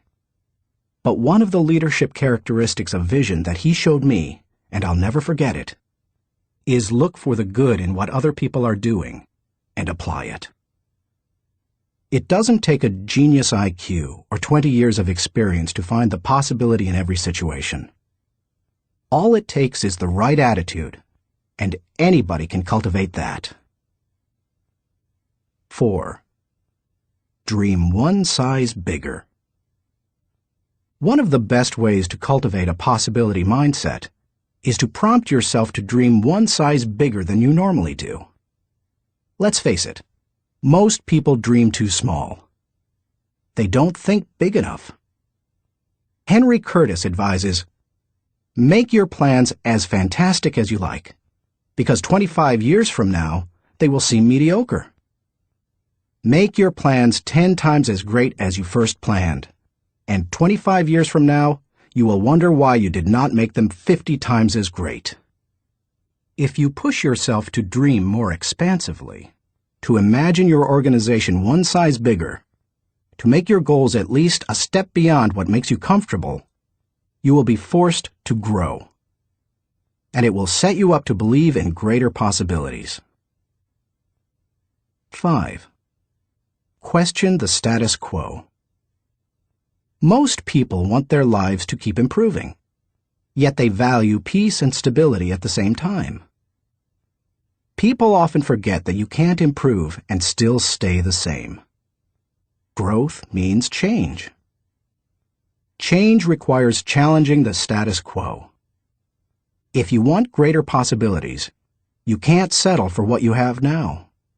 When you become a possibility thinker, you will face many people who will want you to give up your dreams and embrace the status quo. Achievers refuse to accept the status quo. As you begin to explore greater possibilities for yourself, your organization, or your family, and others challenge you for it, take comfort in knowing that right now as you read this, other possibility thinkers across the country and around the world are thinking about curing cancer, developing new energy sources, feeding hungry people, and improving quality of life. They are challenging the status quo against the odds, and you should too. 6. Find inspiration from great achievers. You can learn a lot about possibility thinking by studying great achievers. I mentioned George Lucas in this chapter. Perhaps he doesn't appeal to you, or you don't like the movie industry. Personally, I'm not a big science fiction fan, but I admire Lucas as a thinker, creative visionary, and business person. Find some achievers you admire and study them. Look for people with the attitude of Robert F. Kennedy, who popularized George Bernard Shaw's stirring statement. Some men see things as they are and say, "Why?" I dream of things that never were and say, "Why not?" I know possibility thinking isn't in style with many people. So call it what you like. The will to succeed, belief in yourself, confidence in your ability, faith. It's really true. People who believe that they can't, don't. But if you believe you can, you can. That's the power of possibility thinking. Thinking question. Am I unleashing the enthusiasm of possibility thinking to find solutions for even seemingly impossible situations? Chapter 7. Learn from reflective thinking. To doubt everything, or to believe everything, are two equally convenient solutions. Both dispense with the necessity of reflection. Jules-Henri Poincaré. The pace of our society does not encourage reflective thinking. Most people would rather act than think. Now, don't get me wrong. I'm a person of action. I have very high energy, and I like to see things accomplished.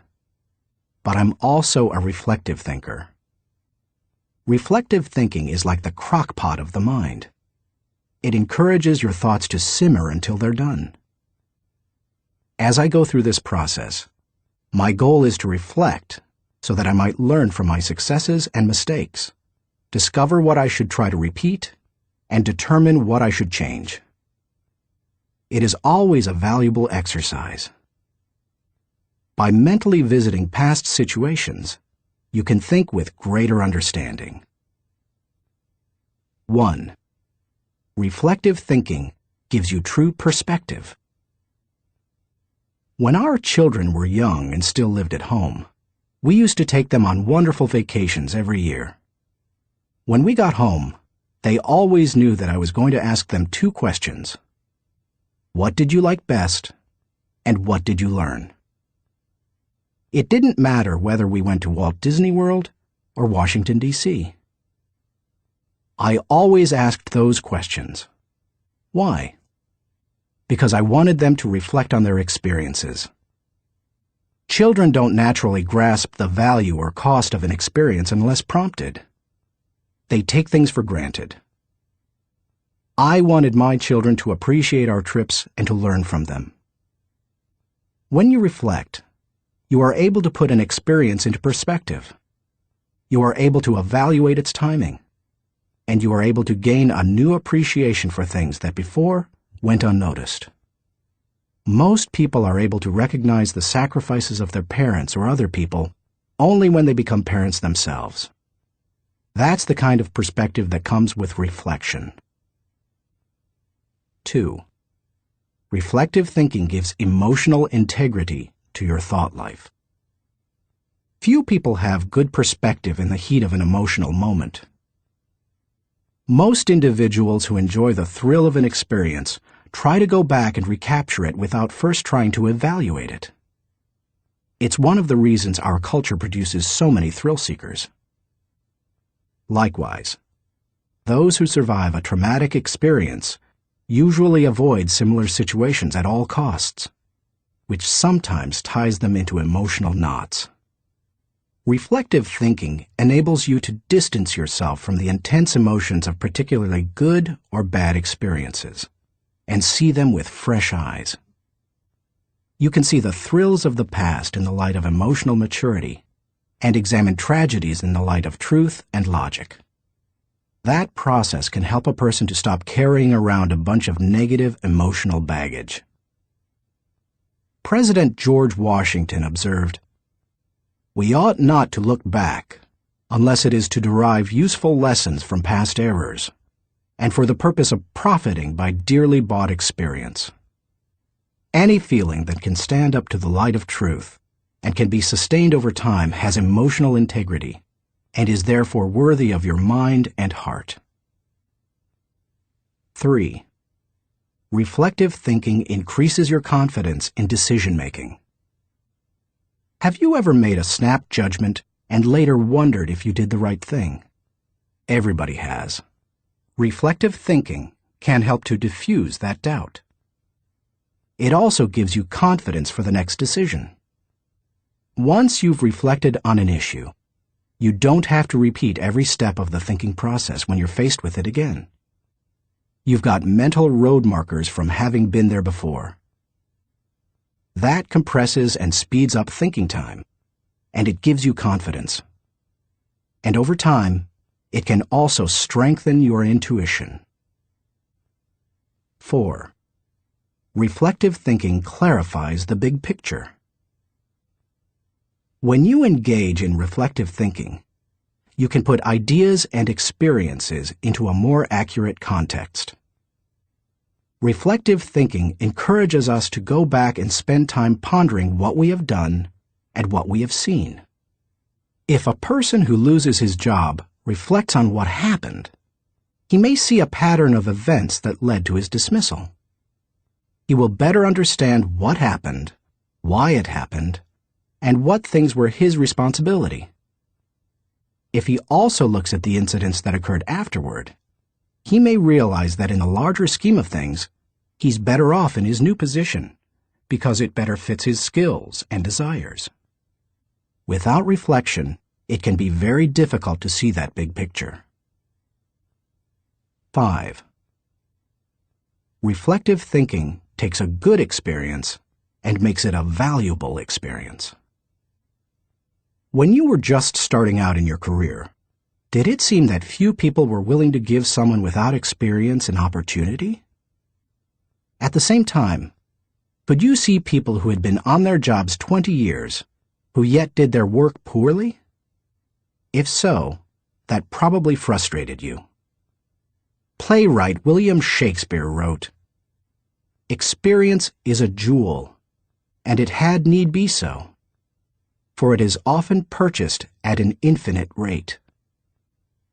Yet experience alone does not add value to a life. It's not necessarily experience that is valuable. It's the insight people gain because of their experience. Reflective thinking turns experience into insight. Mark Twain said, "We should be careful to get out of an experience all the wisdom that is in it. Not like the cat that sits down on a hot stove lid. She will never sit down on a hot stove lid again, and that is well. But also, she will never sit down on a cold one anymore." An experience becomes valuable when it informs or equips us to meet new experiences. Reflective thinking helps to do that. How to embrace the lessons of reflective thinking. If you are like most people in our culture today, you probably do very little reflective thinking. If that's the case, it may be holding you back more than you think. Take to heart the following suggestions to increase your ability to think reflectively. 1. Set aside time for reflection. Greek philosopher Socrates observed, "The unexamined life is not worth living." For most people, however, reflection and self-examination doesn't come naturally. It can be a fairly uncomfortable activity for a variety of reasons. They have a hard time staying focused. They find the process dull, or they don't like spending a lot of time thinking about emotionally difficult issues. But if you don't carve out the time for it, you are unlikely to do any reflective thinking. 2. Remove yourself from distractions. As much as any other kind of thinking, reflection requires solitude. Distraction and reflection simply don't mix. It's not the kind of thing you can do well near a television, in a cubicle, while the phone is ringing, or with children in the same room. One of the reasons I've been able to accomplish much and keep growing personally is that I've not only set aside time to reflect, but I've separated myself from distractions for short blocks of time. 30 minutes in the spa, an hour outside on a rock in my backyard, or a few hours in a comfortable chair in my office. The place doesn't matter, as long as you remove yourself from distractions and interruptions. 3. Regularly review your calendar or journal. Most people use their calendar as a planning tool, which it is. But few people use it as a reflective thinking tool. What could be better, however, for helping you to review where you have been and what you have done, except maybe a journal? I'm not a journaler in the regular sense. I don't use writing to figure out what I'm thinking and feeling. Instead, I figure out what I'm thinking and feeling, and then I write down significant thoughts and action points. I file the thoughts so that I can quickly put my hands on them again. I immediately execute the action points or delegate them to someone else. Calendars and journals remind you of how you've spent your time, show you whether your activities match your priorities, and help you see whether you are making progress. They also offer you an opportunity to recall activities that you might not have had the time to reflect on previously. Some of the most valuable thoughts you've ever had may have been lost because you didn't give yourself the reflection time you needed. 4. Ask the right questions. The value you receive from reflecting will depend on the kinds of questions you ask yourself. The better the questions, the more gold you will mine from your thinking.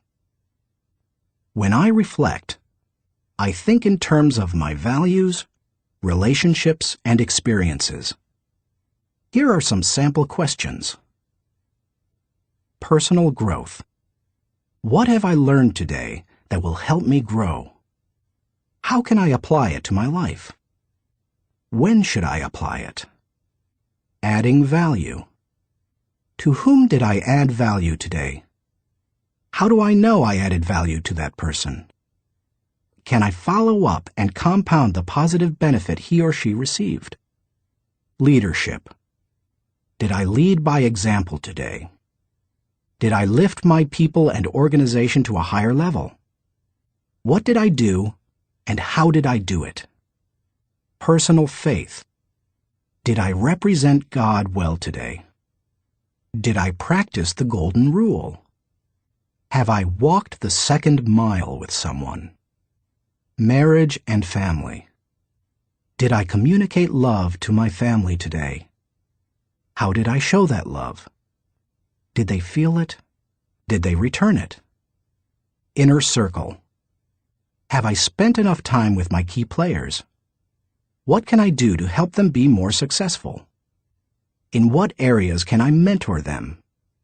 Discoveries. What did I encounter today to which I need to give more thinking time? Are there lessons to be learned? Are there things to be done? How you organize your reflection time is up to you. You may want to adapt my pattern to your own values. Or you can try a system that my friend Dick Biggs uses. He creates 3 columns on a sheet of paper. Year, turning point, impact. This system is good for reflecting on the bigger picture. Dick used it to see patterns in his life, such as when he moved to Atlanta and was encouraged by a new teacher to write. You could just as easily write event, significance, and action point on a page to help you benefit from reflective thinking. The main thing is to create questions that work for you, and write down any significant thoughts that come to you during the reflection time. 5. Cement your learning through action. Writing down the good thoughts that come out of your reflective thinking has value. But nothing helps you to grow like putting your thoughts into action. To do that, you must be intentional. When you read a good book, for example, there are always good thoughts, quotes, or lessons that you can take away from it and use yourself. I always mark the takeaways in a book and then reread them when I'm done with the book. When I listen to a message, I record the takeaways so that I can file them for future use. When I go to a seminar, I take good notes, and I use a system of symbols to cue me to do certain things. An arrow pointing to the right means to look at this material again. An asterisk next to the marked section means to file it according to the subject noted. An open bracket means that I want to use what's marked in a lecture or book. An arrow pointing up means this idea will take off if I work at it. When most people go to a conference or seminar, they enjoy the experience, listen to the speakers, and sometimes even take notes. But nothing happens after they go home. They like many of the concepts they hear, but when they close their notebooks, they don't think about them again. When that happens, they receive little more than a temporary surge of motivation. When you go to a conference, revisit what you heard, reflect on it, and then put it into action, it can change your life. Ultimately, reflective thinking has three main values. It gives me perspective within context. It allows me to continually connect with my journey. And it provides counsel and direction concerning my future. It is an invaluable tool to my personal growth. Few things in life can help me learn and improve the way reflective thinking can. Thinking question. Am I regularly revisiting the past to gain a true perspective and think with understanding? Chapter 8. Question popular thinking. I'm not an answering machine. I'm a questioning machine. If we have all the answers, how come we're in such a mess? Douglas Cardinal. Economist John Maynard Keynes, whose ideas profoundly influenced economic theory and practices in the 20th century, asserted, "The difficulty lies not so much in developing new ideas as in escaping from the old ones." Going against popular thinking can be difficult, whether you're a business person bucking company tradition, a pastor introducing new types of music to his church, a new mother rejecting old wives' tales handed down from her parents, or a teenager ignoring currently popular styles. Many of the ideas in this book go against popular thinking. If you value popularity over good thinking, then you will severely limit your potential to learn the types of thinking encouraged by this book. Popular thinking is too average to understand the value of good thinking, too inflexible to realize the impact of changed thinking, too lazy to master the process of intentional thinking, too small to see the wisdom of big-picture thinking, too satisfied to unleash the potential of focused thinking, too traditional to discover the joy of creative thinking, too naive to recognize the importance of realistic thinking, too undisciplined to release the power of strategic thinking, too limiting to feel the energy of possibility thinking, too trendy to embrace the lessons of reflective thinking, too shallow to question the acceptance of popular thinking, too proud to encourage the participation of shared thinking, too self-absorbed to experience the satisfaction of unselfish thinking, and too uncommitted to enjoy the return of bottom-line thinking. If you want to become a good thinker, then start preparing yourself for the possibility of becoming unpopular. Why you should question the acceptance of popular thinking. I've given you some broad reasons for questioning the acceptance of popular thinking. Now, allow me to be more specific. 1. Popular thinking sometimes means not thinking.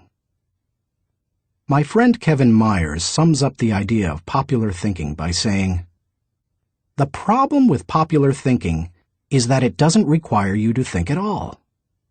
Good thinking is hard work. If it were easy, everybody would be a good thinker.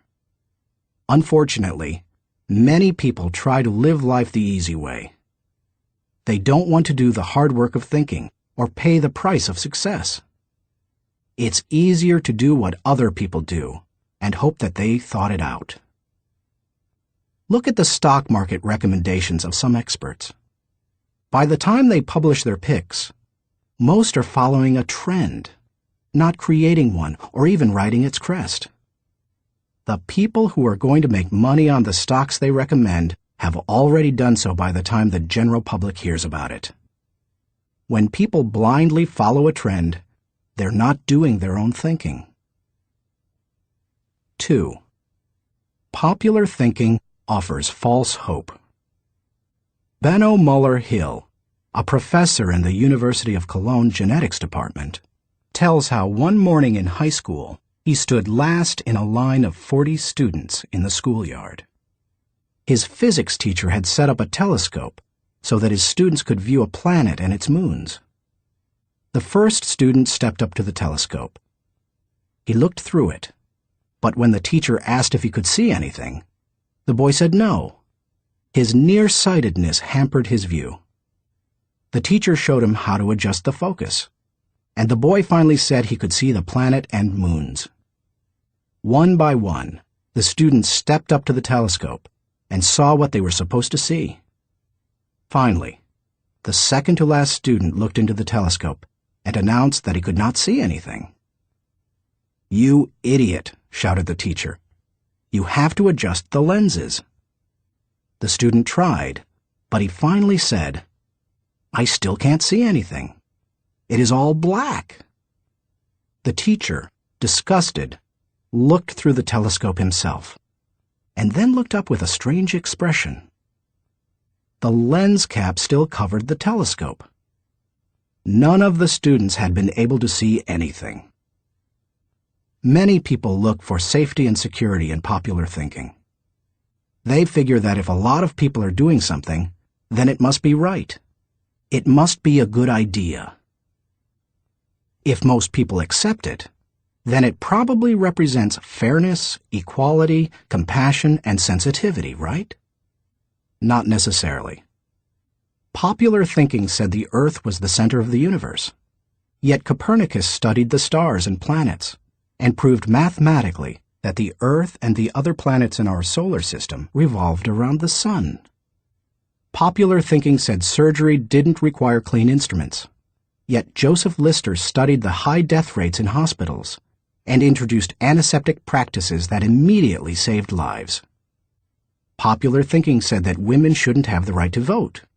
Yet people like Emmeline Pankhurst and Susan B. Anthony fought for and won that right. Popular thinking put the Nazis into power in Germany. Yet Hitler's regime murdered millions and nearly destroyed Europe. We must always remember there is a huge difference between acceptance and intelligence. People may say that there's safety in numbers, but that's not always true. Sometimes it's painfully obvious that popular thinking isn't good and right. Other times, it's less evident. For example, consider the staggering number of people in the United States who have run up large amounts of debt on their credit cards. Anyone who is financially astute will tell you that's a bad idea. Yet millions follow right along with the popular thinking of buy now, pay later. And so they pay and pay and pay. Many promises of popular thinking ring hollow. Don't let them fool you. 3. Popular thinking is slow to embrace change. Popular thinking loves the status quo. It puts its confidence in the idea of the moment and holds on to it with all its might. As a result, It resists change and dampens innovation. Donald M. Nelson, former president of the Society of Independent Motion Picture Producers, criticized popular thinking when he asserted, "We must discard the idea that past routine, past ways of doing things are probably the best ways. On the contrary, we must assume that there is probably a better way to do almost everything.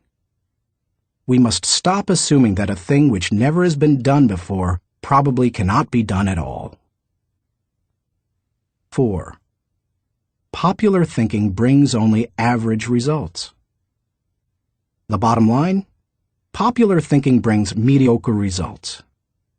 Here is popular thinking in a nutshell. Popular equals normal equals average.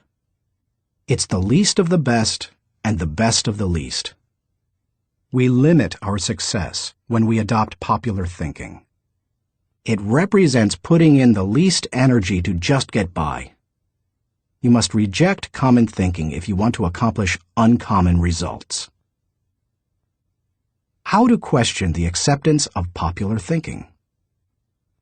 Popular thinking has often proved to be wrong and limiting. Questioning it isn't necessarily hard once you cultivate the habit of doing so. The difficulty is in getting started.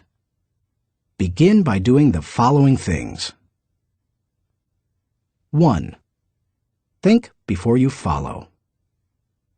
Many individuals follow others almost automatically. Sometimes they do so because they desire to take the path of least resistance. Other times they fear rejection, or they believe there's wisdom in doing what everyone else does.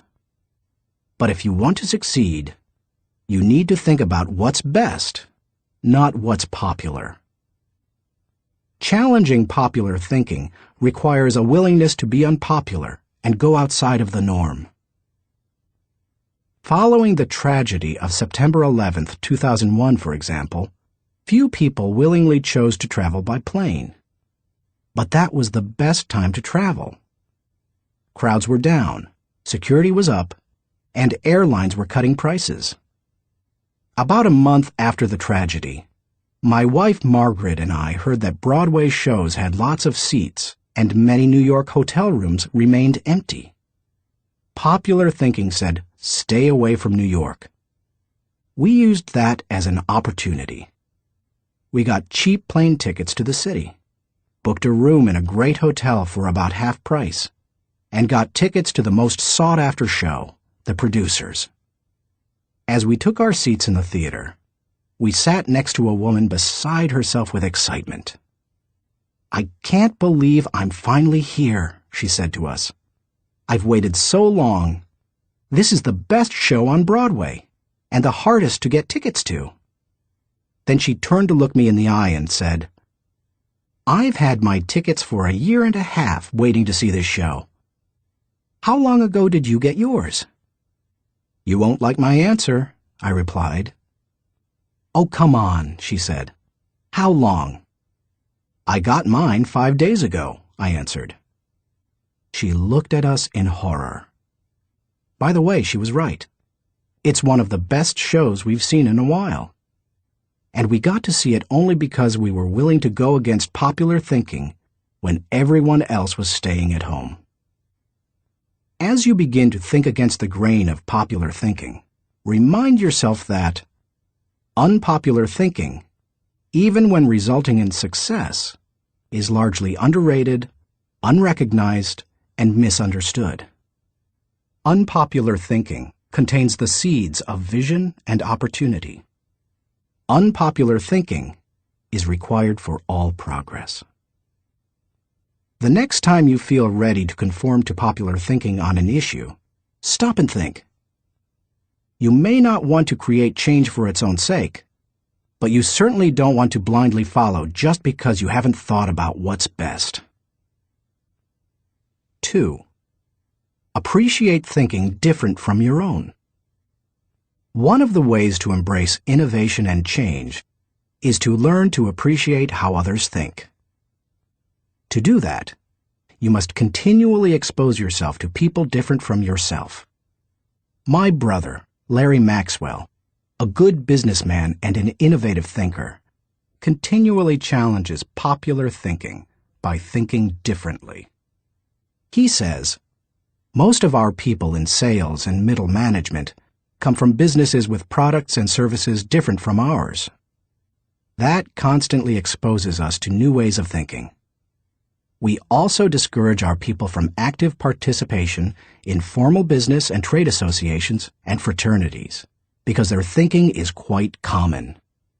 They don't need to spend a lot of time thinking the way everyone else in the industry does. As you strive to challenge popular thinking, spend time with people with different backgrounds, education levels, professional experiences, personal interests, etc. You will think like the people with whom you spend the most time. If you spend time with people who think out of the box, you're more likely to challenge popular thinking and break new ground. 3. Continually question your own thinking. Let's face it, any time we find a way of thinking that works, one of our greatest temptations is to go back to it repeatedly, even if it no longer works well. The greatest enemy to tomorrow's success is sometimes today's success. My friend Andy Stanley recently taught a leadership lesson at Enjoy's Catalyst Conference called Challenging the Process. He described how progress must be preceded by change, and he pointed out many of the dynamics involved in questioning popular thinking. In an organization, he said, we should remember that every tradition was originally a good idea, and perhaps even revolutionary. But every tradition may not be a good idea for the future. In your organization, if you were involved in putting into place what currently exists, then it's likely that you will resist change, even change for the better. That's why it's important to challenge your own thinking. If you're too attached to your own thinking and how everything is done now, then nothing will change for the better. 4. Try new things in new ways. When was the last time you did something for the first time? Do you avoid taking risks or trying new things? One of the best ways to get out of the rut of your own thinking is to innovate. You can do that in little everyday ways. Drive to work a different way from normal. Order an unfamiliar dish at your favorite restaurant. Ask a different colleague to help you with a familiar project. Take yourself off of autopilot. Unpopular thinking asks questions and seeks options.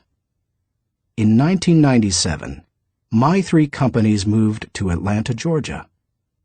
It's a great city, but traffic at peak times can get crazy. Immediately after moving here, I began looking for and testing alternative routes to desired destinations so that I would not be caught in traffic. From my house to the airport, for example, I have discovered and used 9 routes within 8 miles and 12 minutes from one another. Often, I am amazed to see people sitting on the freeway when they could be moving forward on an alternative route. What is the problem? Too many people have not tried new things in new ways. It is true.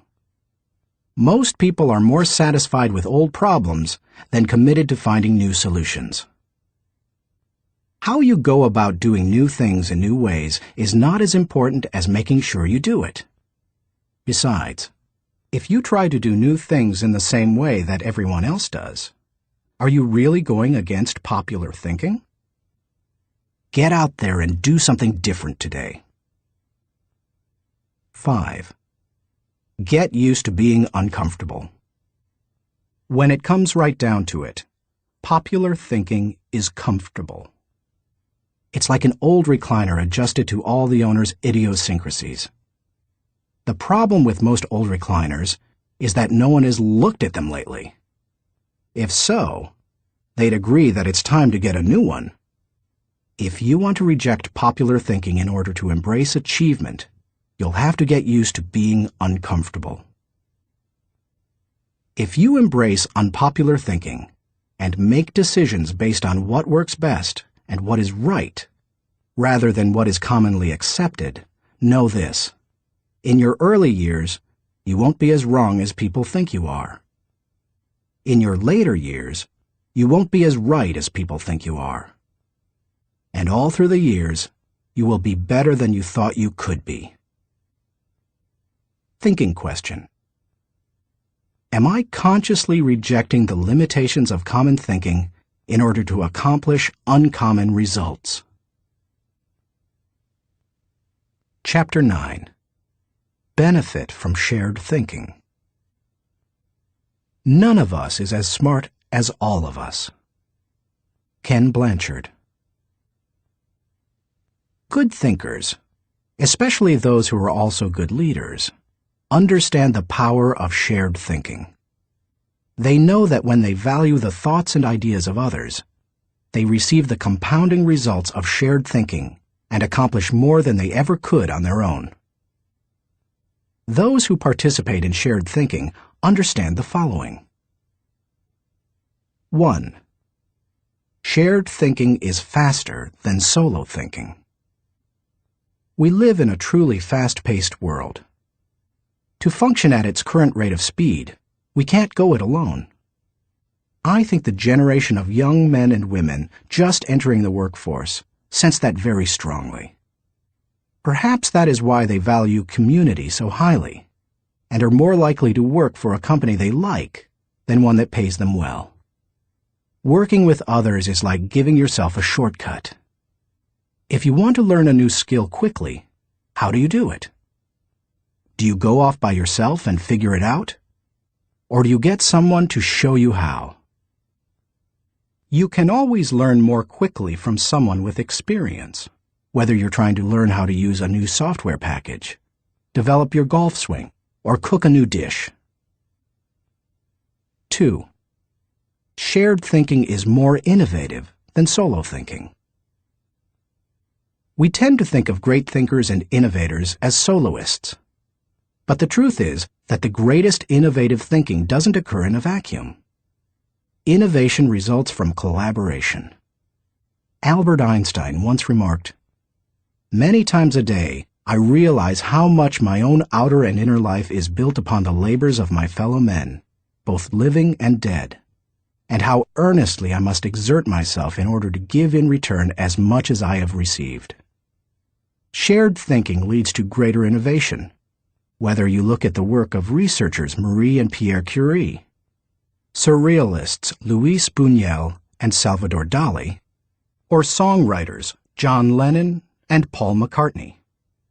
If you combine your thoughts with the thoughts of others, you will come up with thoughts you've never had. 3. Shared thinking brings more maturity than solo thinking. As much as we would like to think that we know it all, each of us is probably painfully aware of our blind spots and areas of inexperience. When I first started out as a pastor, I had dreams and energy, but little experience. To try to overcome that, I attempted to get several high-profile pastors of growing churches to share their thinking with me. In the early 1970s, I wrote letters to the 10 most successful pastors in the country, offering them what was a huge amount of money to me at the time, $100, to meet me for an hour so that I could ask them questions. When one said yes, I'd visit him. I didn't talk much, except to ask a few questions. I wasn't there to impress anyone or satisfy my ego. I was there to learn. I listened to everything he said, took careful notes, and absorbed everything I could. Those experiences changed my life. You've had experiences I haven't, and I've had experiences you haven't. Put us together, and we bring a broader range of personal history, and therefore maturity, to the table. If you don't have the experience you need, hook up with someone who does. 4. Shared thinking is stronger than solo thinking. Philosopher-poet Johann Wolfgang von Goethe said, To accept good advice is but to increase one's own ability. Two heads are better than one when they are thinking in the same direction. It's like harnessing two horses to pull a wagon. They are stronger pulling together than either is individually. But did you know that when they pull together, they can move more weight than the sum of what they can move individually? A synergy comes from working together. That same kind of energy comes into play when people think together. 5. Shared thinking returns greater value than solo thinking. Because shared thinking is stronger than solo thinking, it's obvious that it yields a higher return. That happens because of the compounding action of shared thinking. But it also offers other benefits. The personal return you receive from shared thinking and experiences can be great. Clarence Francis sums up the benefits in the following observation. I sincerely believe that the word relationships is the key to the prospect of a decent world. It seems abundantly clear that every problem you will have, in your family, in your work, in our nation, or in this world, is essentially a matter of relationships, of interdependence. 6. Shared thinking is the only way to have great thinking. I believe that every great idea begins with 3 or 4 good ideas. And most good ideas come from shared thinking. Playwright Ben Jonson said, "He that is taught only by himself has a fool for a master." When I was in school, teachers put the emphasis on being right and on doing better than the other students, rarely on working together to come up with good answers. Yet all the answers improve when they make the best use of everyone's thinking. If we each have one thought, and together we have 2 thoughts, then we always have the potential for a great thought. How to encourage the participation of shared thinking. Some people naturally participate in shared thinking.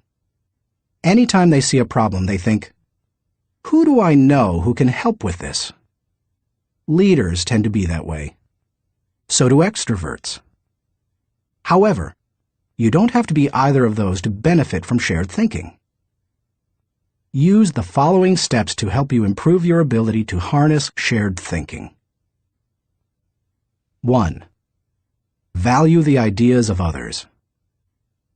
First, believe that the ideas of other people have value. If you don't, your hands will be tied. How do you know if you truly want input from others? Ask yourself these questions.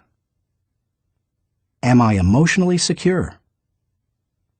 People who lack confidence and worry about their status, position, or power tend to reject the ideas of others, protect their turf, and keep people at bay. It takes a secure person to consider others' ideas. Years ago, an emotionally insecure person took a key position on my board of directors. After a couple of meetings, it became obvious to the other board members that this individual would not positively contribute to the organization. I asked a seasoned leader on the board, "Why does this person always do and say things that hinder our progress?" I'll never forget his reply. Hurting people hurt people. Do I place value on people? You won't value the ideas of a person if you don't value and respect the person himself or herself. Have you ever considered your conduct around people you value versus those you don't? Look at the differences. If I value people, I want to spend time with them. If I don't value people, I don't want to be around them. If I value people, I listen to them. If I don't value people, I neglect to listen. If I value people, I want to help them. If I don't value people, I don't offer them help. If I value people, I am influenced by them. If I don't value people, I ignore them. If I value people, I respect them. If I don't value people, I am indifferent. Do I value the interactive process? A wonderful synergy often occurs as the result of shared thinking. It can take you places you've never been. Publisher Malcolm Forbes asserted, "Listening to advice often accomplishes far more than heeding it." I must say, I didn't always value shared thinking. For many years, I tended to withdraw when I wanted to develop ideas. Only reluctantly did I work on ideas with others. When a colleague challenged me on this, I started to analyze my hesitancy. I realized that it went back to my college experience. Some days in the classroom, I could tell that a teacher was unprepared to lecture, and instead spent the class time asking us to give our uninformed opinions on a subject. Most of the time, the opinions seemed no better than mine. I had come to class so that the professor could teach me. I realized that the process of shared ideas wasn't the problem. It was who was doing the talking. Shared thinking is only as good as the people doing the sharing. Since learning that lesson, I have embraced the interactive process, and now I believe it is one of my strengths. Still, I always think about whom I bring around the table for a shared thinking session. I'll tell you my guidelines for whom I invite later in this chapter. You must open yourself up to the idea of sharing ideas before you will engage in the process of shared thinking. 2. Move from competition to cooperation. Jeffrey J. Fox, author of How to Become CEO, says, "Always be on the lookout for ideas. Be completely indiscriminate as to the source. Get ideas from customers, children, competitors, other industries, or cab drivers. It doesn't matter who thought of an idea." A person who values cooperation desires to complete the ideas of others, not compete with them. If someone asks you to share ideas, focus on helping the team, not getting ahead personally. And if you are the one who brings people together to share their thoughts, praise the idea more than the source of the idea. If the best idea always wins, rather than the person who offered it, then all will share their thoughts with greater enthusiasm. 3. Have an agenda when you meet. I enjoy spending time with certain people, whether we discuss ideas or not. My wife Margaret, my children, my grandchildren, my parents. Though we often do discuss ideas, it doesn't bother me if we don't. We are family. When I spend time with nearly anyone else in my life, however, I have an agenda. I know what I want to accomplish. The more I respect the wisdom of the person, the more I listen. For example, when I meet with someone I'm mentoring, I let the person ask the questions, but I expect to do most of the talking. When I meet with someone who mentors me, like Bill Bright, I mostly keep my mouth shut. In other relationships, the give and take is more even. But no matter with whom I meet, I have a reason for getting together, and I have an expectation for what I'll give to it and get from it. That's true whether it's for business or pleasure. 4. Get the right people around the table. To get anything of value out of shared thinking, you need to have people around the table who bring something to the table. As you prepare to ask people to participate in shared thinking, use the following criteria for the selection process. Choose people whose greatest desire is the success of the ideas. People who can add value to another's thoughts. People who can emotionally handle quick changes in the conversation. People who appreciate the strengths of others in areas where they are weak. People who understand their place of value at the table. People who place what is best for the team before themselves. People who can bring out the best thinking in the people around them. People who possess maturity, experience, and success in the issue under discussion. People who will take ownership and responsibility for decisions. People who will leave the table with a we attitude, not a me attitude. Too often we choose our brainstorming partners based on feelings of friendship or circumstances or convenience. But that doesn't help us to discover and create the ideas of the highest order. Who we invite to the table makes all the difference. 5. Compensate good thinkers and collaborators well. Successful organizations practice shared thinking. If you lead an organization, department, or team, then you can't afford to be without people who are good at shared thinking. As you recruit and hire, look for good thinkers who value others, have experience with the collaborative process, and are emotionally secure. Then, pay them well, and challenge them to use their thinking skills and share their ideas often. Nothing adds value like a lot of good thinkers putting their minds together. No matter what you're trying to accomplish, you can do it better with shared thinking. That is why I spent much of my life teaching leadership. Good leadership helps to put together the right people at the right time for the right purpose so that everybody wins. All it takes is the right people and a willingness to participate in shared thinking. Thinking question. Am I consistently including the heads of others to think over my head and achieve compounding results? Chapter 10. Practice unselfish thinking. We cannot hold a torch to light another's path without brightening our own. Ben Sweetland. So far in this book, we've discussed many kinds of thinking that can help you to achieve more. Each of them has the potential to make you more successful. Now I want to acquaint you with a kind of thinking with the potential to change your life in another way. It might even redefine how you view success. Unselfish thinking can often deliver a return greater than any other kind of thinking. Take a look at some of its benefits. 1. Unselfish thinking brings personal fulfillment. Few things in life bring greater personal rewards than helping others.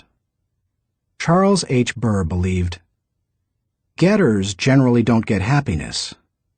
Givers get it." Helping people brings great satisfaction. When you spend your day unselfishly serving others, at night you can lay down your head with no regrets and sleep soundly.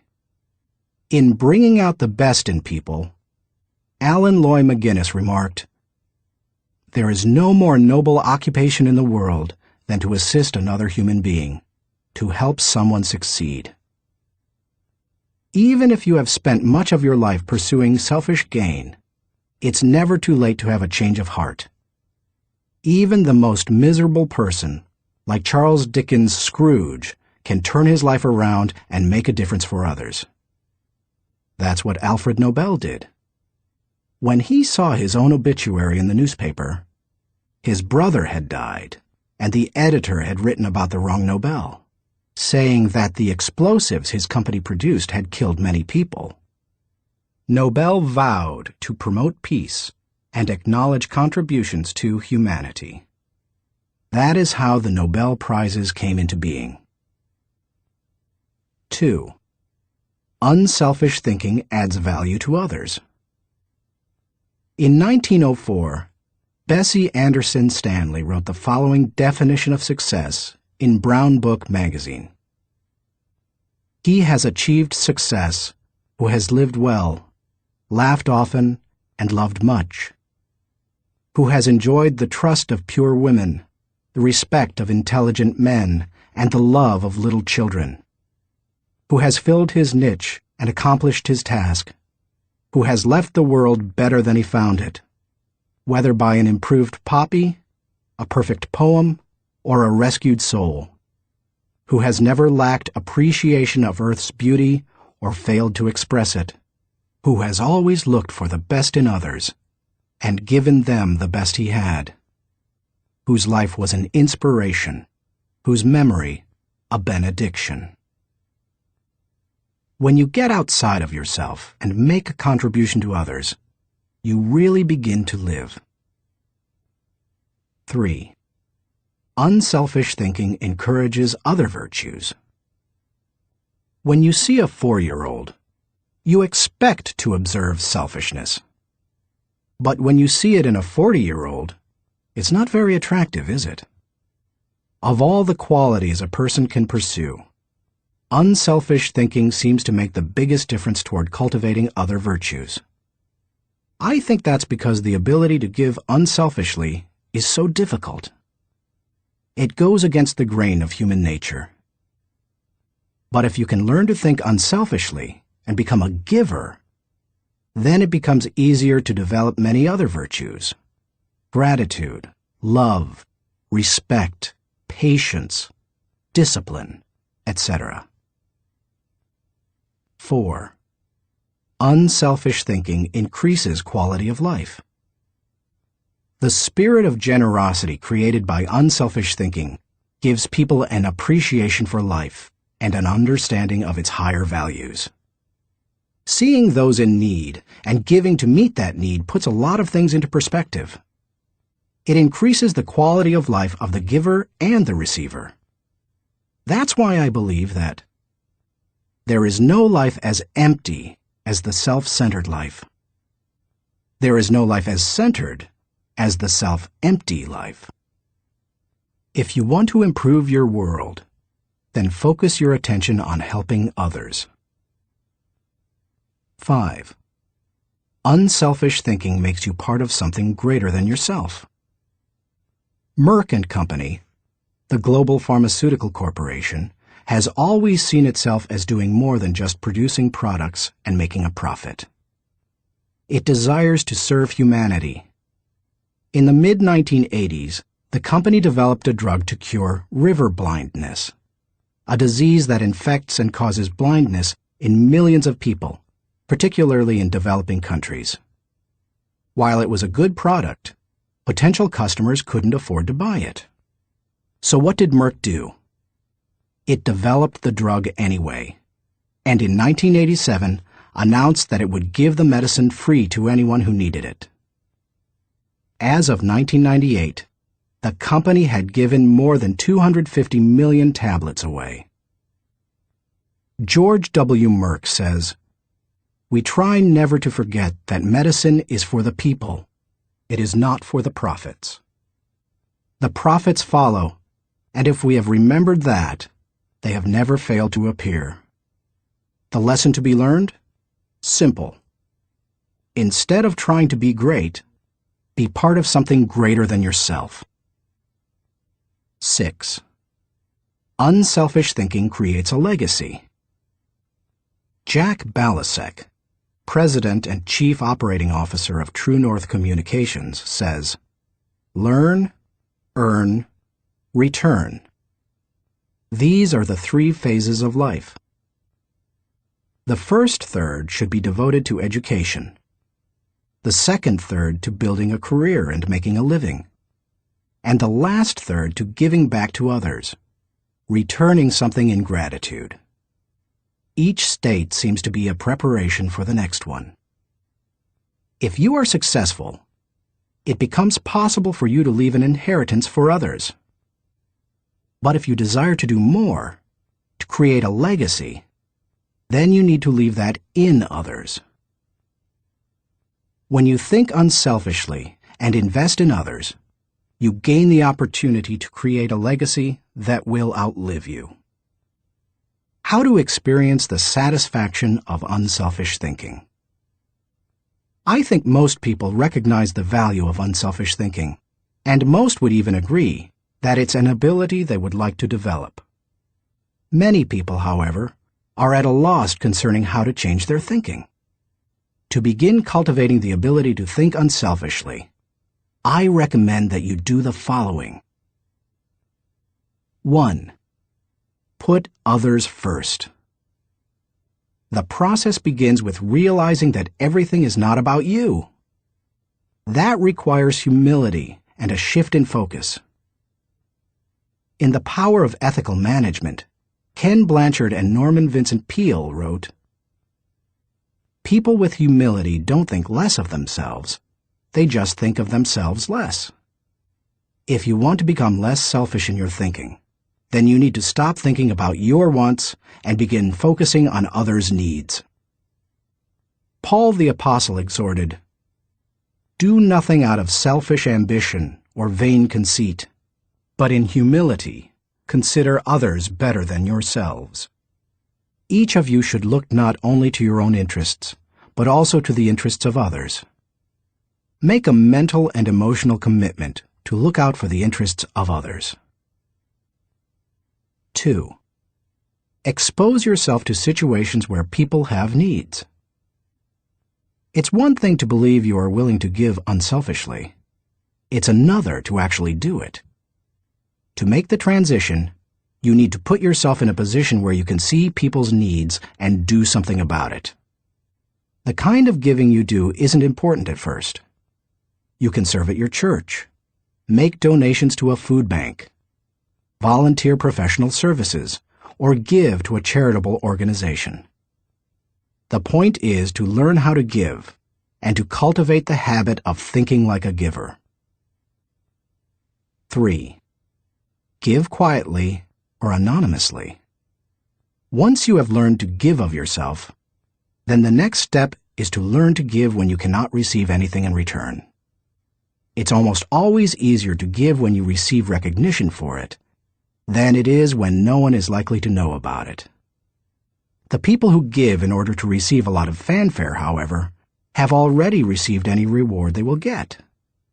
There are spiritual, mental, and emotional benefits that come only to those who give anonymously. If you've never done it before, try it. 4. Invest in people intentionally. The highest level of unselfish thinking comes when you give of yourself to another person for that person's personal development or well-being. If you're married or a parent, you know this from personal experience. What does your spouse value most highly?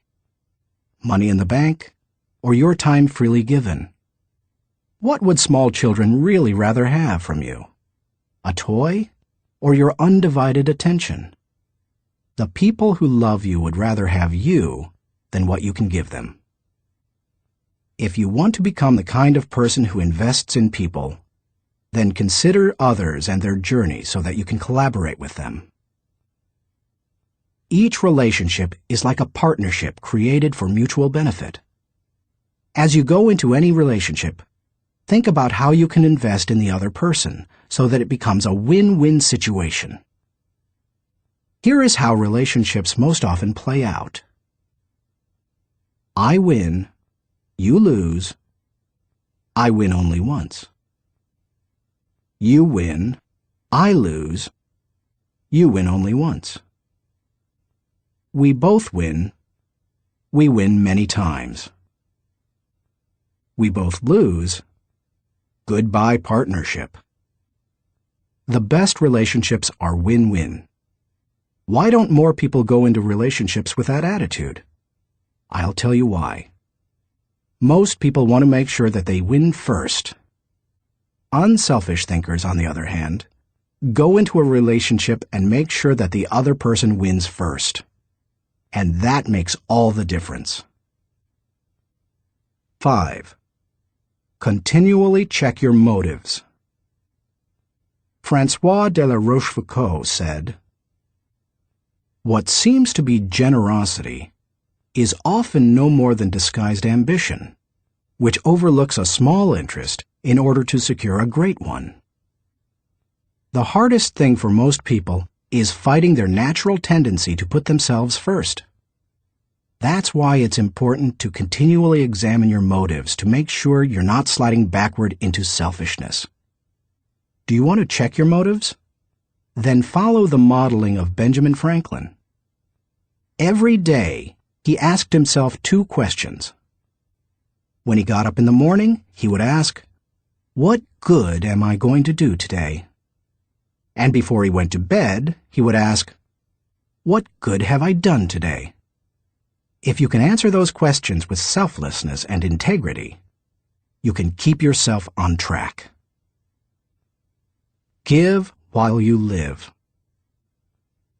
In the fall of 2001, we all witnessed a demonstration of unselfish thinking unlike anything we had seen in the United States for many years. Who can forget the events of September 11th, 2001? I had just finished teaching a leadership lesson when my assistant Linda Eggers came into the studio to announce the tragic news. Like most Americans, I remained riveted to the television all day and heard the reports of the firefighters and police officers who raced into the World Trade Center towers to help others, never worrying about their own safety. In the days following the tragedy, millions of Americans expressed a great desire to do something that would help the situation. I had the same desire. InJoy was scheduled to do a training via simulcast on September 15th, the Saturday following the tragedy. Our leadership team decided to add a 1.5-hour program titled America Prays to the end of the simulcast. In it, my friend Max Lucado wrote and read a prayer, expressing the heart's cry of millions. Franklin Graham prayed for our national leaders. Jim and Shirley Dobson gave advice to parents on how to help their children deal with the event. And Bruce Wilkinson and I asked the simulcast viewers to give financially to the people injured on September 11th. Amazingly, they gave $5.9 million, which World Vision graciously agreed to distribute to those in need. Unselfish thinking and giving turned a very dark hour into one of light and hope. Less than 2 weeks after the tragedy, I was able to travel to Ground Zero in New York City. I went to view the site of the destruction, to thank the men and women clearing away the wreckage, and to pray for them. I can't really do justice to what I saw. I've traveled to New York dozens of times. It's one of my favorite places in the world. My wife and I had been up in the towers with our children many times before and have wonderful memories of that area.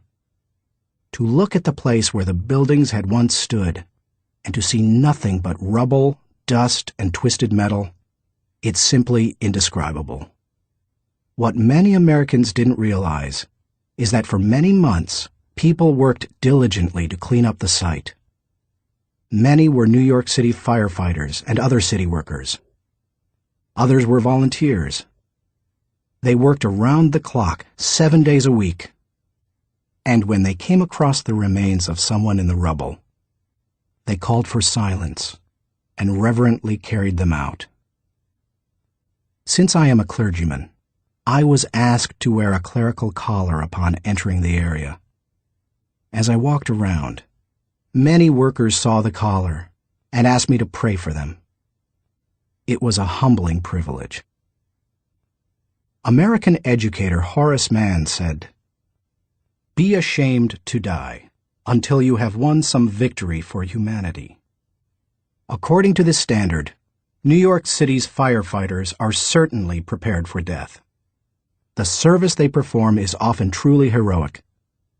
You and I may never be required to lay down our lives for others as they did. But we can give to others in different ways. We can be unselfish thinkers who put others first and add value to their lives. We can work with them so that they go farther than they thought possible. Thinking question. Am I continually considering others and their journey in order to think with maximum collaboration? Chapter 11. Rely on bottom-line thinking. There ain't no rules around here. We're trying to accomplish something. Thomas Edison, inventor. How do you figure out the bottom line for your organization, business, department, team, or group? In many businesses, the bottom line is literally the bottom line. Profit determines whether you are succeeding, but dollars should not always be the primary measure of success. Would you measure the ultimate success of your family by how much money you had at the end of the month or year? And if you run a non-profit or volunteer organization, how would you know whether you were performing at your highest potential? How do you think bottom line in that situation? A nonprofit's bottom line. Frances Hesselbein had to ask herself exactly that question in 1976, when she became the National Executive Director of the Girl Scouts of America. When she first got involved with the Girl Scouts, running the organization was the last thing she expected. She and her husband John were partners in Hesselbein Studios, a small family business that filmed television commercials and promotional films. She wrote the scripts, and he made the films. In the early 1950s, she was recruited as a volunteer troop leader at the Second Presbyterian Church in Johnstown, Pennsylvania. Even that was unusual, since she had a son and no daughters. But she agreed to do it on a temporary basis. She must have loved it, because she led the troop for 9 years. In time, she became council president and a member of the national board. Then she served as executive director of the Talus Rock Girl Scout Council, a full-time paid position. By the time she took the job as CEO of the national organization, the Girl Scouts was in trouble. The organization lacked direction. Teenage girls were losing interest in scouting, and it was becoming increasingly difficult to recruit adult volunteers, especially with greater numbers of women entering the workforce. Meanwhile, the Boy Scouts was considering opening itself to girls. Hesselbein desperately needed to bring the organization back to the bottom line. We kept asking ourselves very simple questions, she says. What is our business? Who is our customer? And what does the customer consider value? If you're the Girl Scouts, IBM, or AT&T, you have to manage for a mission. Hesselbein's focus on mission enabled her to identify the Girl Scouts' bottom line.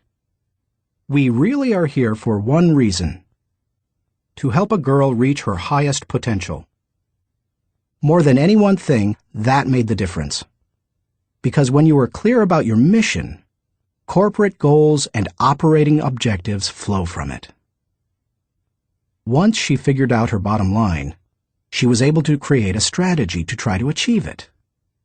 She started by reorganizing the national staff.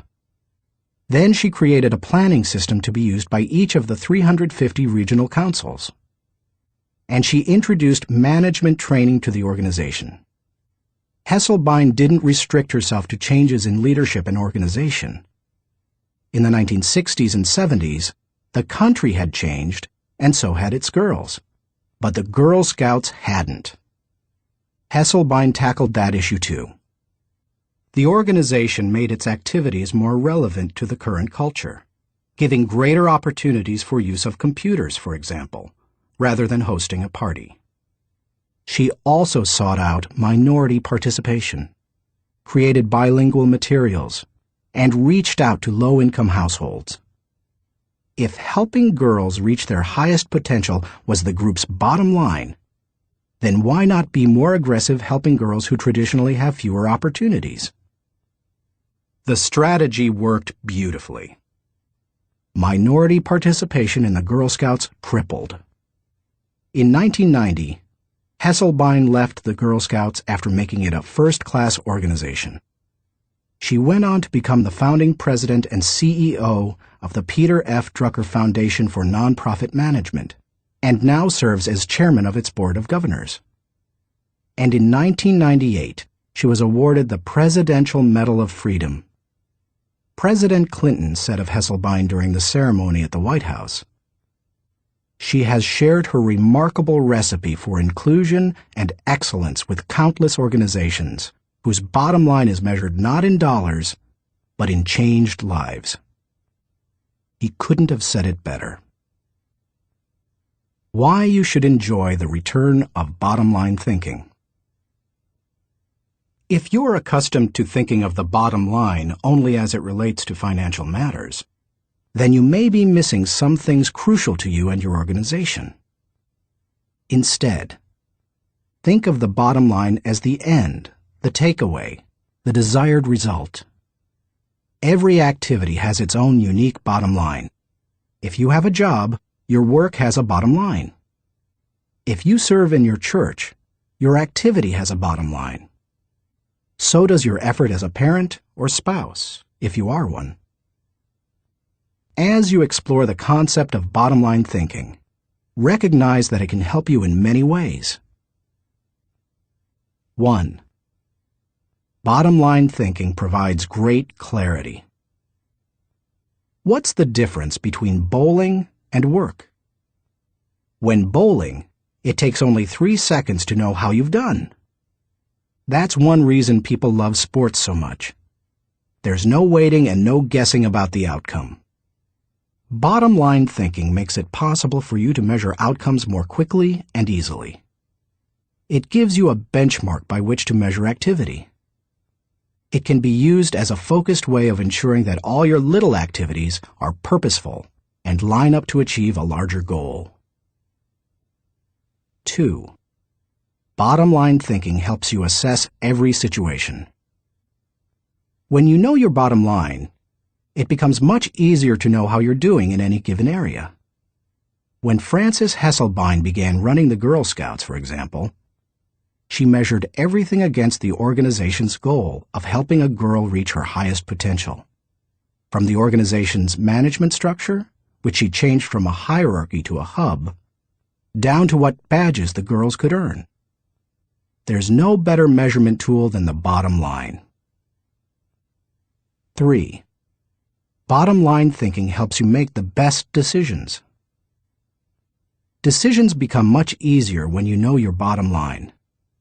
When the Girl Scouts were struggling in the 1970s, outside organizations tried to convince its members to become women's rights activists or door-to-door canvassers. But under Hesselbein, it became easy for the Girl Scouts to say no. It knew its bottom line, and it wanted to pursue its goals with focus and fervency. 4. Bottom-line thinking generates high morale. When you know the bottom line and you go after it, you greatly increase your odds of winning. And nothing generates high morale like winning. How do you describe sports teams that win the championship? Or company divisions that achieve their goals? Or volunteers who achieve their mission? They're excited. Hitting the target feels exhilarating, and you can hit it only if you know what it is. 5. Bottom-line thinking ensures your future. If you want to be successful tomorrow, you need to think bottom line today. That's what Frances Hesselbein did, and she turned the Girl Scouts around. Look at any successful, lasting company, and you'll find leaders who know their bottom line. They make their decisions, allocate their resources, hire their people, and structure their organization to achieve that bottom line. How to enjoy the return of bottom-line thinking. It isn't hard to see the value of the bottom line. Most people would agree that bottom-line thinking has a high return. But learning how to be a bottom-line thinker can be challenging. 1. Identify the real bottom line. The process of bottom-line thinking begins with knowing what you're really going after. It can be as lofty as the big-picture vision, mission, or purpose of an organization. Or it can be as focused as what you want to accomplish on a particular project. What's important is that you be as specific as possible. If your goal is for something as vague as success, you will have a painfully difficult time trying to harness bottom-line thinking to achieve it. The first step is to set aside your wants. Get to the results you're really looking for, the true essence of the goal. Set aside any emotions that may cloud your judgment and remove any politics that may influence your perception. What are you really trying to achieve? When you strip away all the things that don't really matter, what are you compelled to achieve? What must occur? What is acceptable? That is the real bottom line. 2. Make the bottom line the point. Have you ever been in a conversation with someone whose intention seemed other than stated? Sometimes the situation reflects intentional deception, but it can also occur when the person doesn't know his own bottom line. The same thing happens in companies. Sometimes, for example, an idealistically stated mission and the real bottom line don't jibe.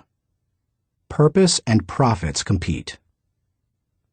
Earlier, I quoted George W. Merck, who stated, "We try never to forget that medicine is for the people. It is not for the profits. The profits follow, and if we have remembered that, they have never failed to appear." He probably made that statement to remind those in his organization that profits serve purpose. They don't compete with it. If making a profit were the real bottom line, and helping people merely provided the means for achieving it, then the company would suffer. Its attention would be divided, and it would neither help people as well as it could, nor make as much profit as it desired. 3. Create a strategic plan to achieve the bottom line. Bottom line thinking achieves results. Therefore, it naturally follows that any plans that flow out of such thinking must tie directly to the bottom line. And there can be only one, not two or three. Once the bottom line has been determined, a strategy must be created to achieve it. In organizations, that often means identifying the core elements or functions that must operate properly to achieve the bottom line. This is the leader's responsibility. The important thing is that when the bottom line of each activity is achieved, then the bottom line is achieved. If the sum of the smaller goals doesn't add up to the real bottom line, then either your strategy is flawed or you've not identified your real bottom line. 4. Align team members with the bottom line. Once you have your strategy in place, make sure your people line up with your strategy. Ideally, all team members should know the big goal as well as their individual role in achieving it. They need to know their personal bottom line and how that works to achieve the organization's bottom line. 5. Stick with one system and monitor results continually. Dave Sutherland, the president of one of my companies, ISS, believes that some organizations get into trouble by trying to mix systems. He maintains that many kinds of systems can be successful, but mixing different systems or continually changing from one to another leads to failure. Dave says, "Bottom line thinking cannot be a one-time thing. It has to be built into the system of working and relating and achieving. You can't just tune into the desired result every now and then. Achieving with bottom-line thinking must be a way of life, or it will send conflicting messages. I am a bottom-line thinker. It is part of my system for achievement. I practice it every day. No other measurements, no wasted efforts." Dave calls members of his field team every night to ask the bottom-line question they expect to hear. He continually keeps his eye on the company's bottom line by monitoring it for every core area. When it comes right down to it, regardless of your bottom line, you can improve it with good thinking.